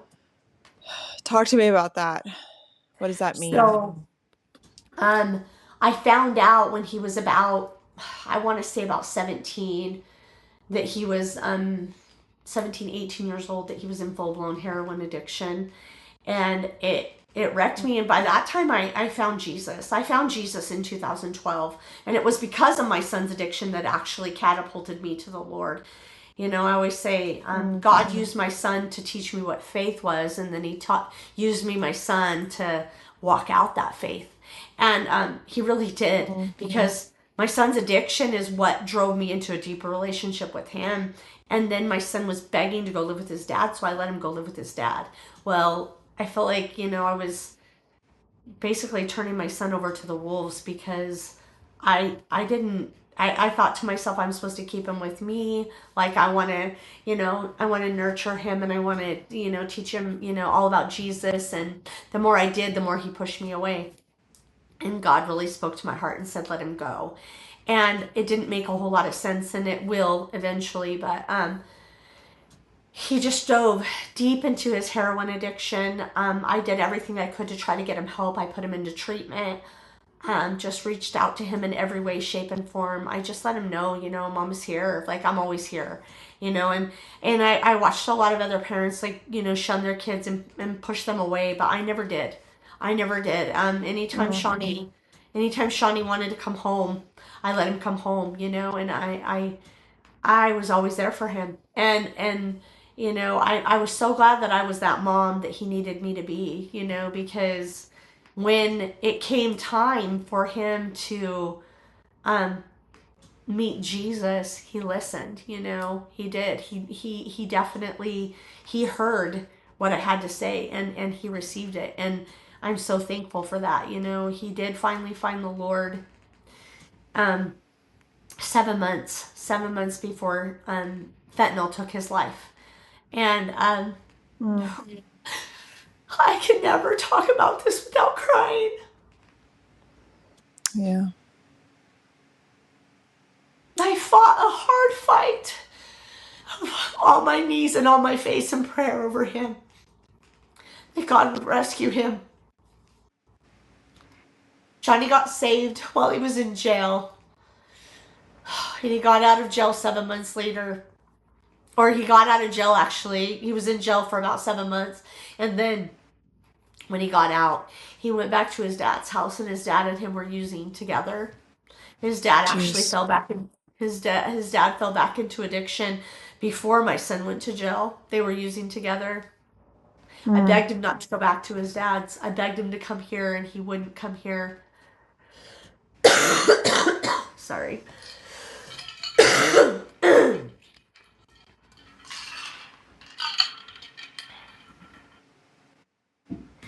And April 26th of 2021, I got a phone call super early that morning that my son had overdosed and that he had Mm. died. And I literally felt like my guts were ripped out of me. Yeah. And I remember screaming the pain that I had never ever felt in my entire life. And God speaking so loud and so clear that he would use it for good. And I knew God to be so good by this point. He had walked with me through so much healing by that point, that I knew he was going to get me through it. But it was 3 years of, torture. And all I've done since then is just to speak out on, fentanyl, and how, and not just fentanyl, but, porn addiction, and how it leads to addiction, drug addiction, and how, if you don't get the help that you need, even at a young age, that um, it can very quickly take you down. And once you're addicted to fentanyl, it's almost like there's no coming back. I'm not saying that there isn't, because there's always hope in Jesus. But fentanyl is one of the most highly addictive drugs, and it's not just highly addictive, but it's deadly. It's about a grain of salt, they say, that can kill a person. The size of, Yeah. just a grain of salt. Such a problem in our country right now is fentanyl. It is. It Yeah. is. It's not, It's a sad. lot of people, it's in everything now. It's in everything, and they give it to you at the hospital. Like, it's I'm gonna get a cough drop. That's what I'm gonna do. I feel like I'm gonna Yeah. keep coughing. Um, it's. I mean, even recently when I went to the hospital and they tried to give me fentanyl, and I screamed at them, and I was like, "That's what killed my son. Like, why would that be the first thing that you would go to? Like, why wouldn't you just try to give me some ibuprofen or Tylenol or something, Toradol, or something that's not addictive? Why fentanyl?" They tried to give me Oxy when I was recovering from having my baby. I was just like, I know it's not And that's fentanyl, but I'm like, what is this? Like, I can deal with the why. pain. Yeah, I don't know. I don't get it It's either. I think it's not healthcare, it's sick care, and I can go down that road. oh, Yeah, it's definitely it's not in your best interest. They don't have your best interest at heart, in my opinion. I think doctors get into it for that, but very quickly it becomes, this is what you do. You do X, Y, Z. These are the drugs that you give, and you right. giving these drugs, and so um, the problem is that with what's on the streets is not monitored. They crush it, they make it, they put it into everything, and you could do it, many times, and then you get a dose that's 10 times the lethal dose, like what my son got, and that's what he literally stopped breathing almost immediately. They said he died instantly. They did tell me, and as a mom, it was actually comforting. And I know this might sound crazy to people, but the coroner told me they did an autopsy on him so that they could charge the person that he got the drugs from for murder. And they Mm, said that he died instantly, and he died the most peaceful death that anybody could ever die. And I was really thankful for that, because as a mama, you want to know that your child didn't suffer, and yeah. when they said he did not suffer, he did not suffer. He was here 1 second and gone the next. And I was Mm, really thankful for that. They did everything they could. They worked on him for an hour. They fought hard to bring him back, but mm. he was already gone by the time they got to him. And so, yeah, Talk to me about the video you made after that. I oh my goodness, God called me like almost immediately to go live on Facebook, and I pleaded with the addict, to get help. I let them know, I just remember it was from a place of complete and total pain as a mom, of don't do this to your mother. Don't do this to your mama. Don't do this to your family. Don't do this to your baby. Um, Mm, I know that you are trying to stop your pain, but you're going to leave them with a whole bunch of heartache if it takes your life. And mm, I I did talk about you know that even though God allowed my son to be taken by fentanyl, that he's still good, and that something good was going to come from me losing him, and from my granddaughter losing him as well. She was only a year old when he passed away, and mm. so she doesn't have memories of him per se. She's got the videos that she's always watched, and she knows that's her daddy. She knows he's in heaven. Um, but I just really pleaded with the addict um, Yeah. to get help, and And you said that video went viral? it did. For me, it went viral. I mean, I got Yeah. 10,000 people on that one video, which is not a typical, when you only got a few Yeah. friends on Facebook. That's not normal. Um, and it actually went worldwide. I had people from all over the world that were messaging me, telling me that Wow. their children went and got treatment because of that video. And I was so thankful to hear that, and that was obviously when God called me to do it. I was just being obedient to him, but yeah, there was a few people that actually reached out to me that said it completely changed their life, and that was God. Wow. It was definitely God. They went in, they got treatment, and they turned their lives around. Some people said, watching How you, amazing. they said, watching you and watching you cry and hurt as bad as you did, I didn't want to put my mom through that. So I went and got help. Yeah. And I was very, very It thankful for was that. probably a very raw and honest video. And Yes, you were sadly, capturing yourself in that moment of just unapologetically being yourself and how you felt in that moment. And I think, man, for somebody that could, I can imagine somebody that is struggling with that addiction, seeing that the pain as if they were on the other side, having the addiction had taken them to that next path in life and seeing the pain almost like a ghost looking down, what it yeah, could cause to their family. It's just that would wake a lot of people up, and I also think that takes a lot of courage for you to take that raw emotion that you're experiencing and put it out there for the world to see. But God obviously called you to do that because the fruit of that was powerful. I mean, even just one person.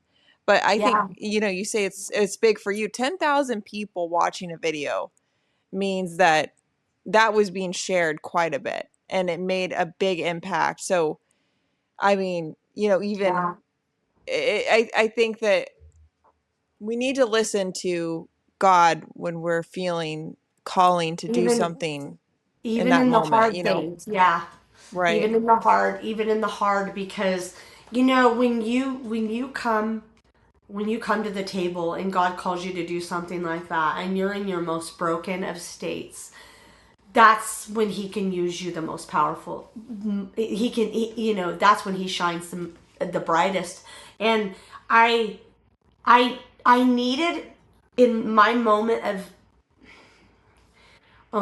when you lose a baby, when you lose a child, you the pain that you feel in your gut is like no other pain that you've ever experienced, that you will ever experience in your life. It is truly, it feels like your guts are being ripped out of you, like you can't catch your breath, and the Mm, thought of living your life without that child is the most horrific feeling. And so if Shawnee's death could make a difference in that moment, then I needed for Shawnee's death and his life to matter. mm, I needed for people to see how important they are and mm, how loved they actually are, and that yeah. I needed my pain to be portrayed on the other side of that screen, and for people to see, like, you will make somebody hurt this bad over you and you will wreck them because of your addiction. Please, for the love of God, and I said that, for the love of God, run and get help. Please do not do this to your Mm, mama. Do not do this to your baby. You are worth more. And there is hope and there is help. And I have family members that work in a recovery and addiction. My sister-in-law, she was, my family is nothing but a bunch of addicts, and she recovered right when I got saved. She got saved right after. I grabbed her and was like, "You coming to a Beth Moore conference with me, sister?" And I took her, and she actually got saved at that Beth Moore conference back in 2012, and God catapulted her life into recovery and addiction and working with people, coming out of jail. And she actually works side by side right along with my son, which was so devastating for her mm, to have to yeah. walk through that. But so I've seen the other side. I've seen the other side of the addiction. I've seen, God transform lives. And so I know that He can do exceedingly abundantly more than we can even think or imagine, you know. Yeah. So, um, Makes me think of your story, that moment in your life where you're raw and you're sharing your feelings. It makes me think of the statue in the Vatican, the Pieta, Michelangelo, where Jesus is just crucified and Mary's, was the body was lowered down and she's just cradling him. And just you see the brokenness of a mother in that statue of holding her son who just sacrificed himself. And that's so much of what our role is as a mother. It's just sacrificing and watching our children suffer is, I think, the most painful thing we It can is. go through. You know, I would rather see myself suffer than my child suffer.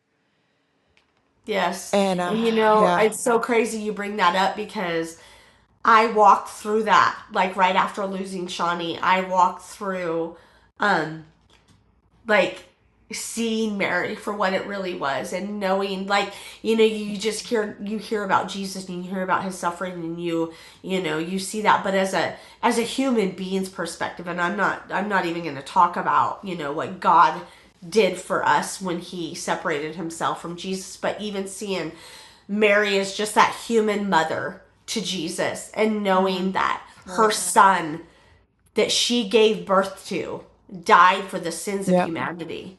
Like, she raised him. That was her baby, you know? Yeah. And then she watched him suffer a death that we as sinners should have suffered, so that we could be reconciled back to God.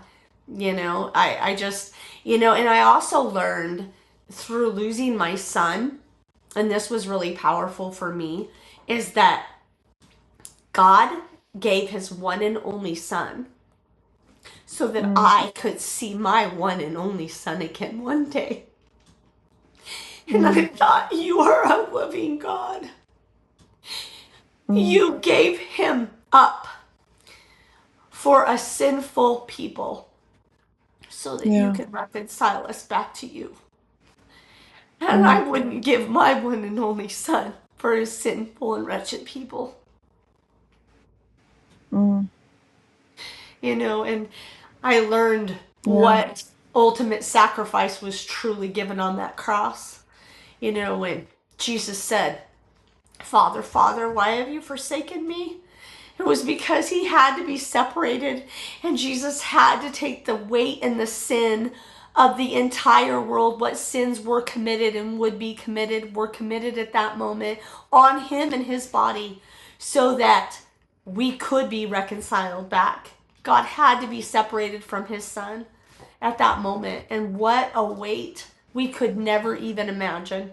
Never Mm. imagine what he did. Yeah, I Yeah.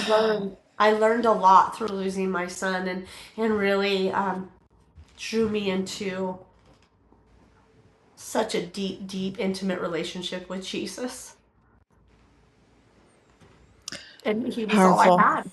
He was all I had. Yeah. I learned, you talked about Job earlier in his life, and I learned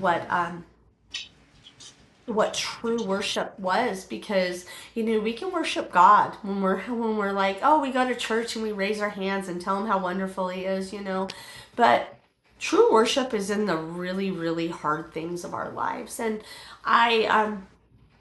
I remember the Lord telling me immediately after losing Shawnee is put on worship music and glorify my name. And I thought, that is the last thing I want to do right now, but I did it Mm, out of obedience. And when I learned that true worship is actually when you don't feel it and you don't want to, and I actually learned that it was the balm for my soul, that worship wasn't mm, created for God, it was created for us. It mm, was what healed me. It's what healed my mama heart and my mama wounds, is to get on my face and say, you know what, God, you're good. Your goodness didn't change when Shawnee was taken. Your goodness didn't change when mm. I lost him. You're still good and you're still Yeah. faithful. And you will see this to completion. And Mm, I will see something good and fruitful come from this. And I held on to that. And I've held on to it and I've held on to yeah. it. And Shawnee dying is, I Yeah. mean, it's what made me who I am now. It's changed me in every way, shape, and form. I mean, that's not the only thing, of course. You know the other things that I've walked through as well, but Shawnee dying um, drove me into a deeper relationship with the Lord. Definitely. You know what I'm noticing is very different is that was from what I can tell, it was one of the first traumatic events that you went through with having a relationship with God. Am I It, right? it was one of the first. Yeah. It And wasn't and it how it can wasn't the be first. healing wasn't the first. It wasn't the What first. was the first? My daughter being sold into sex trafficking So that was. happened before this Hmm. event. Okay. Yeah. Yeah. And how did tell me about that as much as you want. So she came to me on Father's Day. It was 2019 Father's Day, and she said, "Mama, I'm flying to Washington State with some friends." And there was a guy that she had met and she had been talking to for a few months through a friend that she had had for years. So she met him through this friend, and she said, "I'm going to go there. I'm going to start over. I'm going to get my life together, and he's going to get me a job." And I thought that sounds a little too good to be true. But she'd known him Mm-hmm. for, 3, 4 months by this point, and I thought, well, what's the worst that can happen? And I kind of battled with it back and forth in my head, but she was 19 years old. I couldn't do anything. I couldn't stop her. And I said, okay, stay in contact with me, and I stayed in contact with her, and she left behind everything. She hopped on that plane, and we bought her a car. We had bought her favorite car, and she had she left it all. She left it all, and I thought that was really strange. But I was like, okay, well, maybe this is the new start that she needs. I don't know. We'll see. It was very. I just had just this mama feeling in the pit of my stomach, and I remember. Sorry, I gotta readjust myself here. Sitting in one position for a long time, and I talked to her every day for the first few days. Like, we texted back and forth. We didn't talk, we texted. And then I stopped hearing from her Mm-hmm. after a few days. And I knew something was wrong. Mm. She always talked to me. Even when she was mad at me, she talked to me. And I just really Yeah. started to pray. And I kept my phone next to me the entire time because I knew that there was, going to be a chance that eventually she would probably call me or text me. And I got a phone call. Um, I got a phone call that Friday, and I could hear her just barely whimpering on the other end of the phone. And I said, "Baby girl," and she said, "Mama, mama." And I said, "Baby, where are you?" She said, "Mama, it's so much worse than you could ever imagine." She said, "Get me out of here. I need you to get me out of here." And I said, "Baby, is it trafficking?" And she said, "Yes, Mama, it is. I need you to get me out of here. It's so much worse than you could ever even imagine." I said, "Where are you?" And she rattled off the hotel that she was at. And then the phone went dead. And I literally fell to my face on the ground. Like, I knew she was going to die. Like, I just knew in my heart, like, they were going to kill her. Because I felt like they knew she was on the phone. Because she called me from that hotel phone. And I fell on my face and I screamed like no other. Basically, the same scream that I screamed when my son died. And I screamed, "Satan, you're not getting my daughter. You're not getting her in Jesus' name." And I called my church, and I called everybody that I could think of to pray over her, that God would protect her and get her home. And a few minutes later, it's about 20 minutes later, she called me from a gas station. And she said, "Mommy, I got away. Wow. She said, "I don't have any shoes and they took everything from me, but I got away." When they saw her on the phone, they knew they had a choice to make. That they could take her and they could have killed her, but they knew I knew. And they also knew that I knew where she was. And they knew they were running out of time. So what they did was they did let her leave, and she ran. And she said they actually changed their mind, and I think they chased after her, I believe.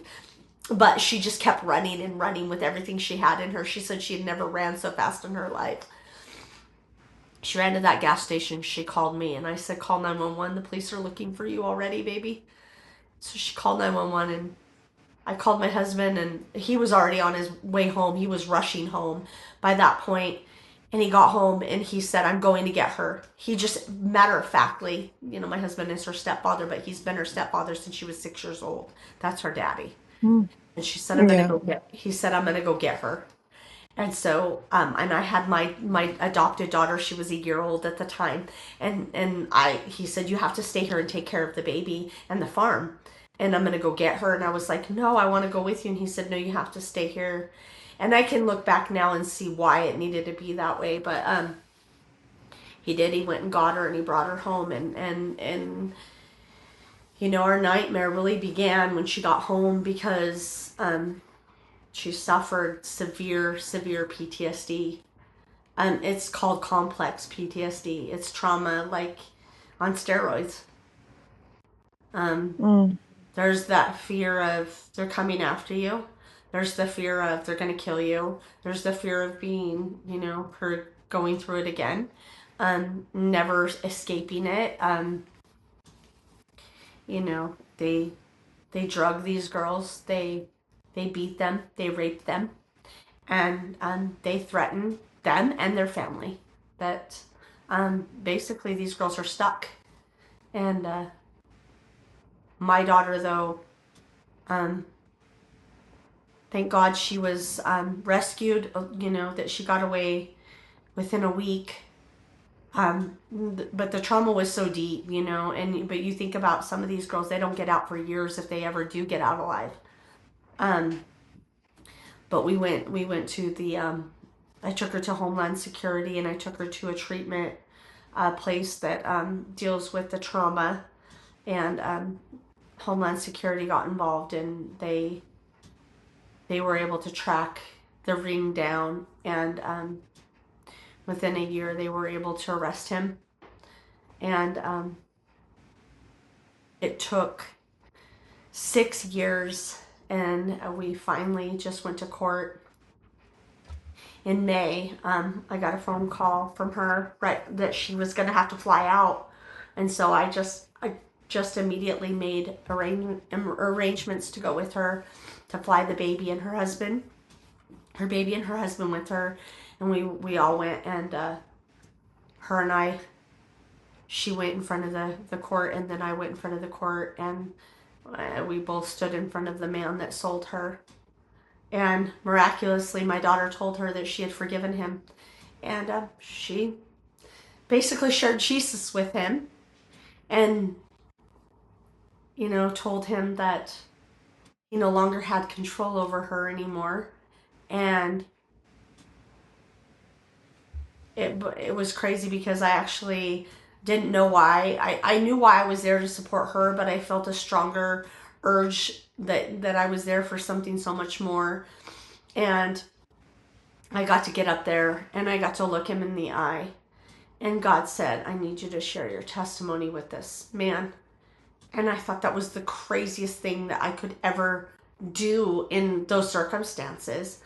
But what was happening was is his Yeah. family, his mother was trying to justify his actions because he was born into trafficking. He was a product of his mother being trafficked by his father. And so it was like, well, all of these Mm. things happened, the guns, the trauma, all these things, and it was like, wait a second, sir, young man, I had guns pointed at my head too. I had trauma too. I watched things that I should have never seen too.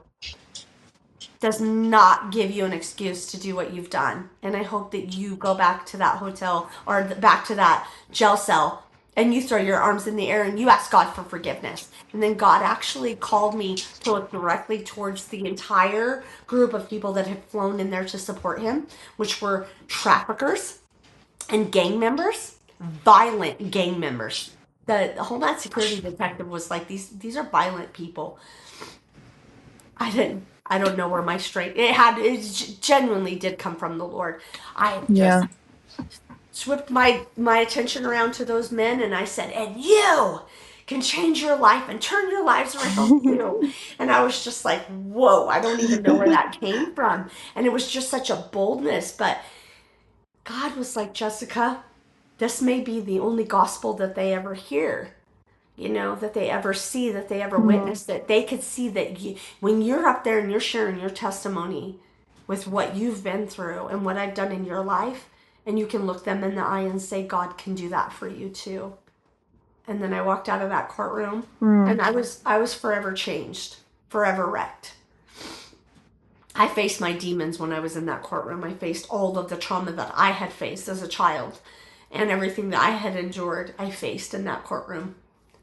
And it gave me a sense of like healing and finality. Mm. And, it was crazy because when I looked that man in the eye, I could have never imagined what God was going to cause me to see. And he actually caused me to see a very broken boy. I didn't ask God for that. Mm. I wanted God to use me in however way, shape, or form. And I asked him to use me as a vessel. And that's how he used me in that courtroom.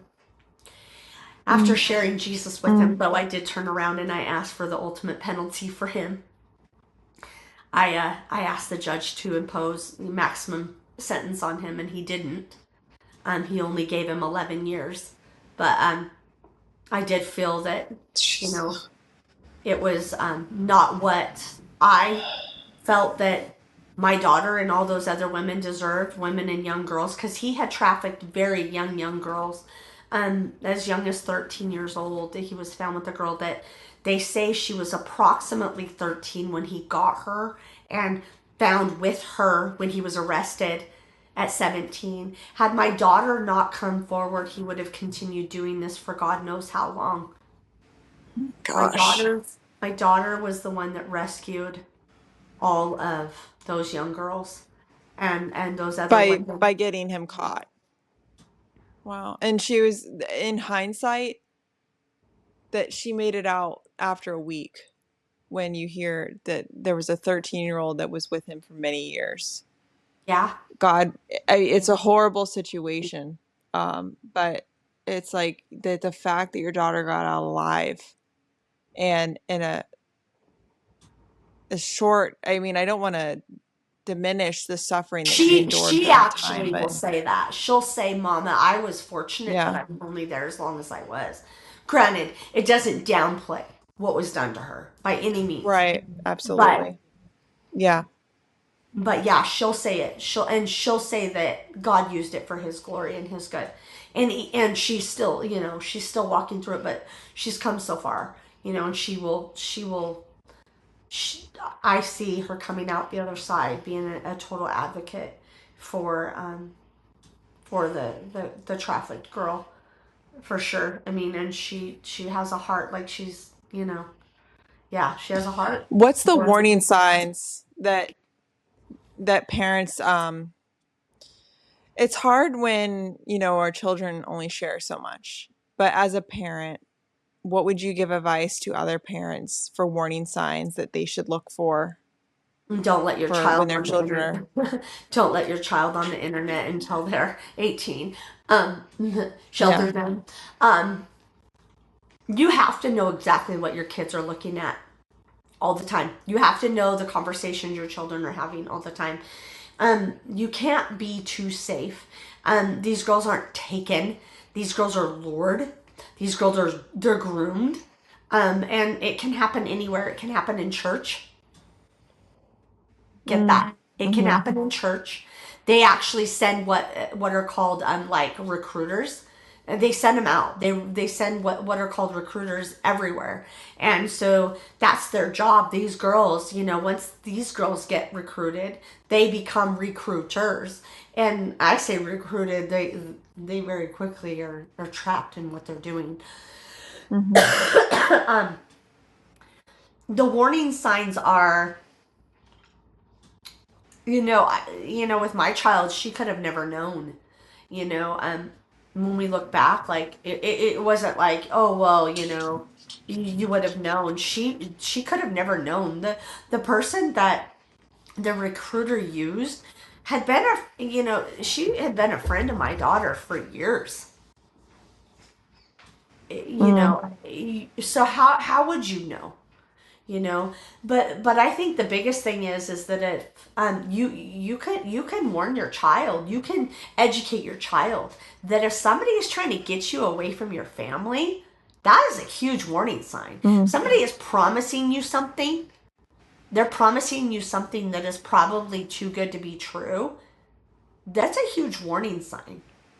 They're promising you a Yeah. paradise, they're promising you all these things. They're not gonna come through, honey. They're not gonna come through. It's a trap, and Yeah.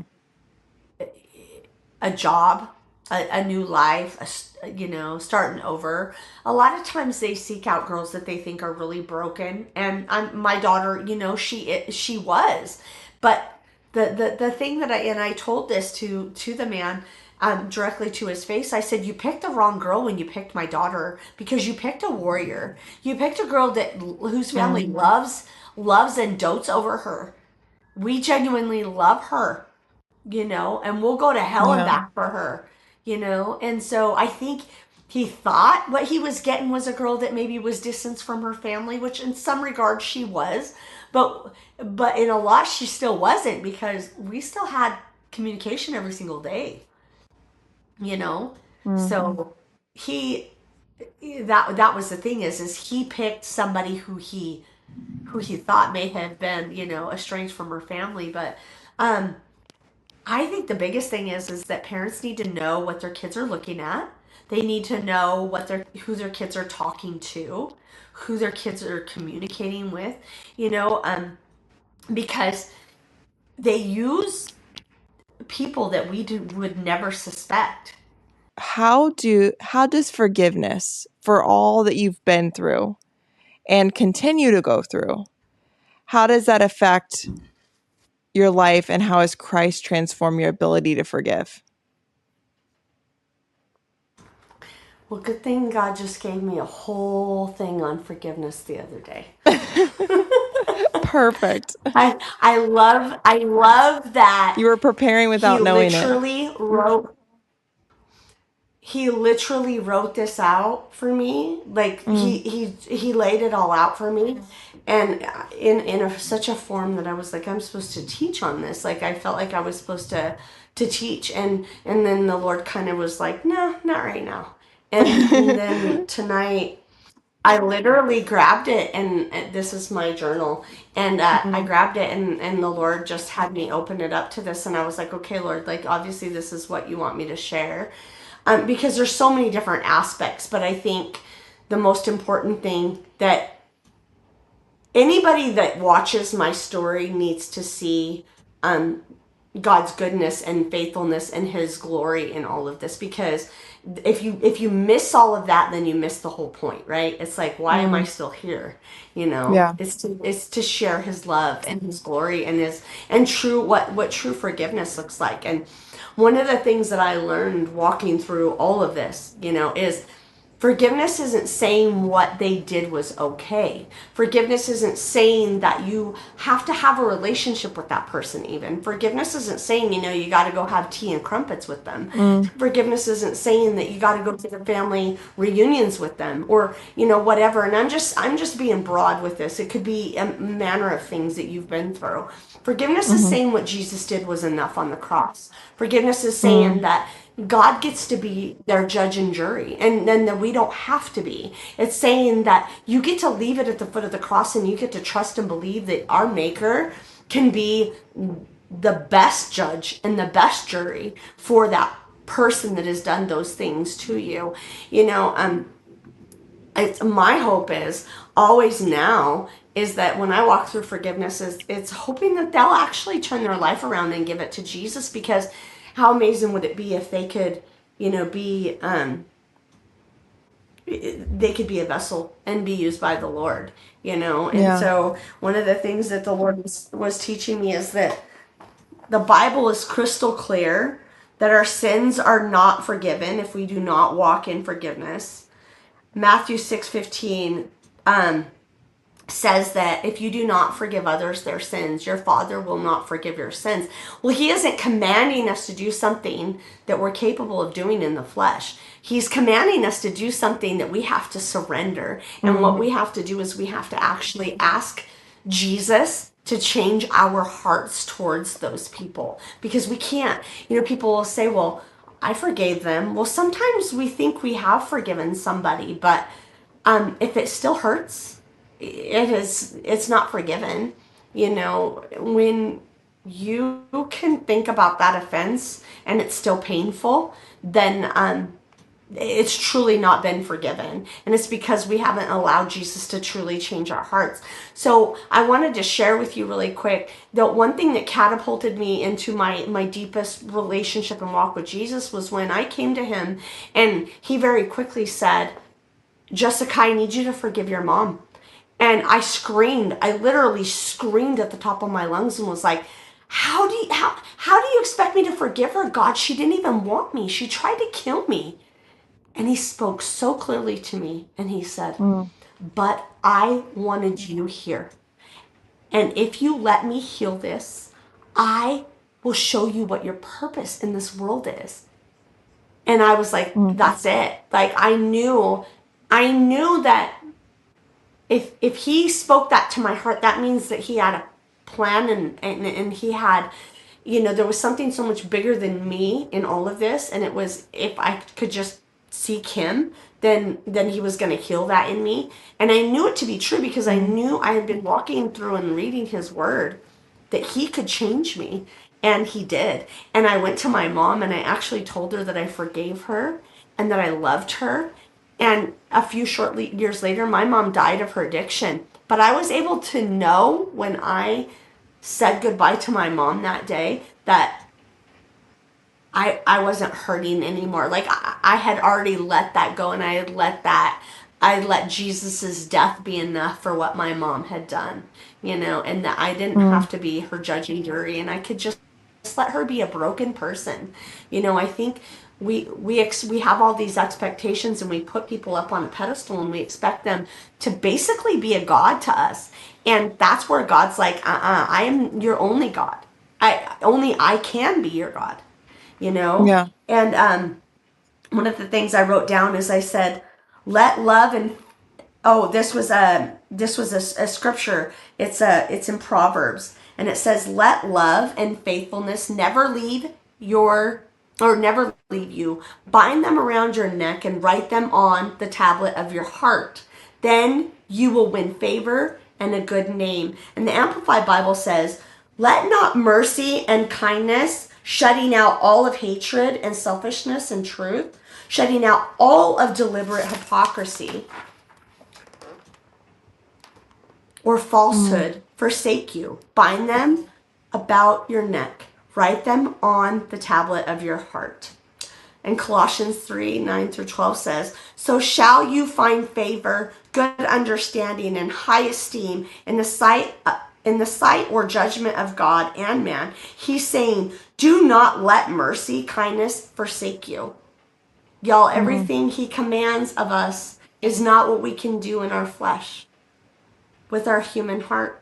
So when you think, God, I couldn't possibly forgive for this, you are right.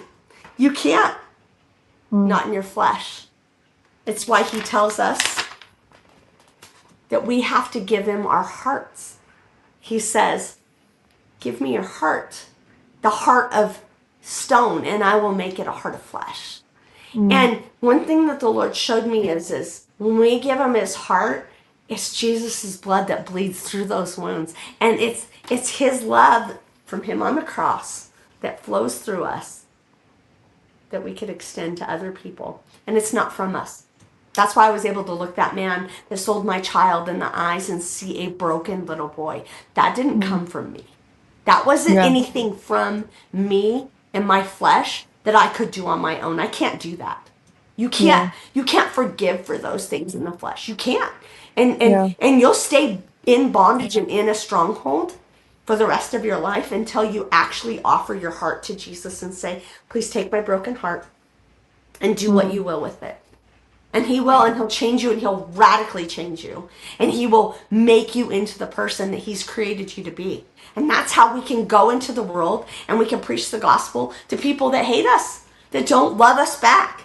And we can be Jesus to people that don't even give a rip about us, and and I think it's in that when you share the love of Jesus to somebody that you doesn't even deserve it, then you realize how much we truly don't deserve it either. Mm, That our sin is just as wicked as the next person. The Bible tells us that it's the heart that is sinful and deceitful and wicked. And it's mm, that he judges the heart. And so, yeah, I just think that I'm so glad that you asked me that on forgiveness, because that's something that I think that that's my life story, is all about mhm, forgiving for the unforgivable. And it's not something that I've ever done in my flesh. It's not something that I can do in my flesh. And I mm, just want people to know that if you have walked through the most horrific pain, guns at your head, watching an axe come through the windshield of the car as a child, your mama trying to take you out in the womb, that mm, God has a plan, and it's a big one. It is a big one, but we have to give him our hearts to even find out what that is. And it's mhm. just that in having that relationship with him that he will reveal those things to us, you know. Because Yeah. I truly believe that he's given his biggest strongest warriors the hardest battles. We've already fought those hard battles, and that Mm, he wants to use those for his glory and his goodness, you know. yeah. And so I just feel like my whole life is nothing but a testimony of his goodness, his faithfulness, his love, his mercy, Yeah. And so, Whew. yeah, Yeah. Amen. It's a that's lot of that's surrendering. A lot of surrendering is when God can do his work is when we surrender. It was the moment when you surrendered with your son in the pregnancy, the moment you surrendered with forgiveness. mm-hmm. It's just such a theme in your life is the power of surrender, and even forgiveness requires surrender. It's beautiful. I've never thought of it that way.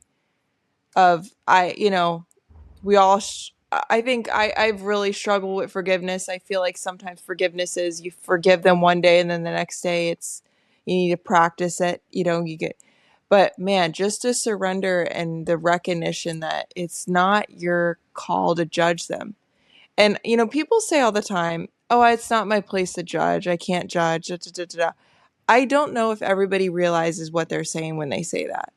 Because when I say I can't judge somebody, it's taken me a while to realize I literally can't. I can't, I'm not capable of doing it. I have not been in that person's shoes. Mm-hmm. I don't have their brain chemistry. I haven't been through their trauma. Who knows? If I had been in their exact position, I could have very well have made the same poor decision. And so that's why really only God can judge. But that's why we have to surrender to his judgment. And oh, I love the beauty of your Yeah, testimony. it is amazing. It's such a blessing that he has kept me alive. And a lot of times I truly believe that it is for such a time as this, because we live in such a Mm, broken, fallen world, that is seeking so many other things, not realizing that Jesus is the balm. He's the answer to mhm, all of life's issues and problems. And I'm not going to say that it's been easy, but I will say that it's worth it. You know, I walk in forgiveness all the time, and the thing is when you say, "Well, I forgave them," when we walk through forgiveness and allowing Jesus to come in and do a radical change in our heart, it isn't like one day you forgive them and the next you don't. Because when I think about my daughter's trafficker now, I genuinely have a heart of compassion for the man. mm, And okay. so it's not, if I wanted to be angry, I probably could muster that up enough. But the thing is that I don't have an offense towards him anymore. He God's problem. And trust and believe the God of the universe that destroyed the world with water, with a flood, is capable of dealing with that man. Mm-hmm. I don't have to. Yeah. You know, he's Sodom and Gomorrah. That's another representation of how God deals with the sinful people. And I've seen the way God has dealt with the sinful people in the Bible, and so I know that He's capable of dealing with the man that sold my child. I know that Mm-hmm. He's capable of doing anything and dealing with anything that's been done to me. I know that He's capable of dealing with any of the people that have hurt me. Now though, that, like, I will even say, when my son died and I found out that his dad was using with him, and that basically his dad had led him to his death. At least that was my perception. When you're using drugs with your child, that's you know Mm-hmm. is the way that I looked at it. God instantly dealt with my heart that very moment, and I could have very easily become very bitter and hateful towards him. And God said to me, Jessica, what are you going to do with this? And I knew I was basically at a fork.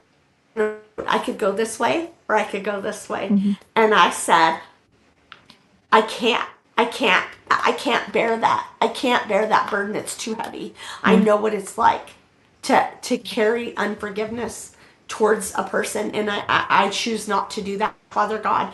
And I got to witness to him the next day, and that he is now in church, and he's now loving Jesus. Mm-hmm. And oh my Wow. goodness, isn't that going to be amazing? My son is probably going to see his Yeah. daddy in heaven, Mm-hmm. because I chose not to hate him, and to share Jesus with him. And I'm not saying that's why he goes to church, but I mean, that could have had a huge impact on him, Yeah. because he, I'm sure, was already wanting to die enough himself for what he had done.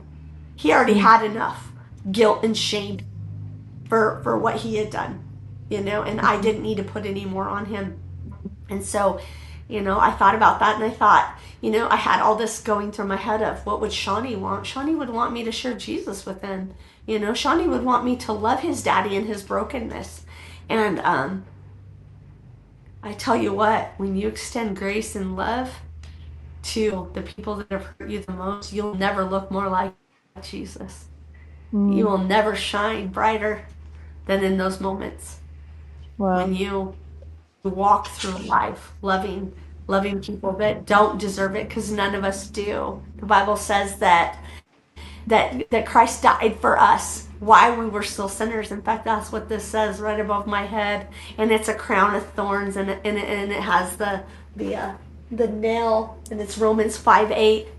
It's such a I love that. reminder to my husband and I both that we don't deserve God's grace. We don't. None of us do. Grace is undeserved favor, and Mm. so if we can recognize that our sin is no better than anyone else's, I even think about, like, that girl that I choked in the club. Like, I could have killed her. Mm. Like, and so how much better am I than anybody else? I'm not. I'm Yeah. capable of the most wretched, wicked things of this world in my flesh.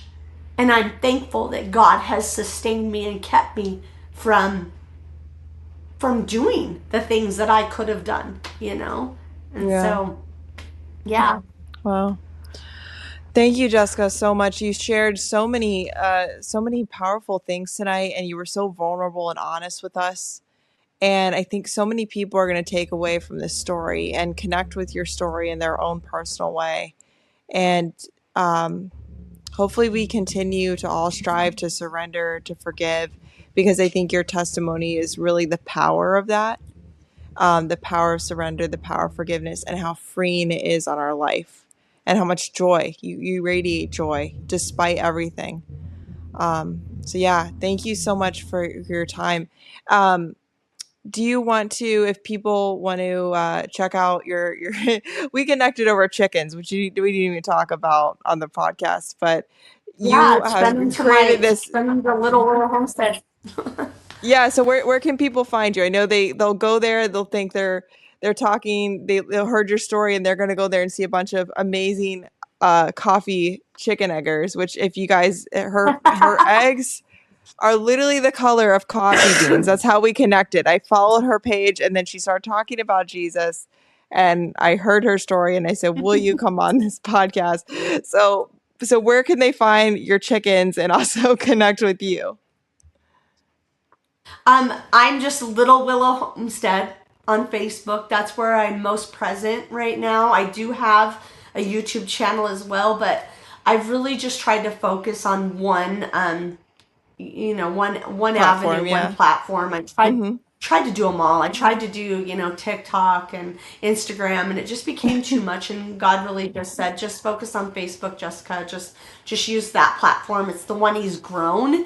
He blew it Mm-hmm. up when we had our fire last year. We actually were surrounded by that fire, and he really blew the page up then. And so I've really just focused on, just that's what I do there is I'm there because of the eggs. But God uses the eggs to bring people to my page, and then I get to share the love of Jesus with people, and so that's what I do there.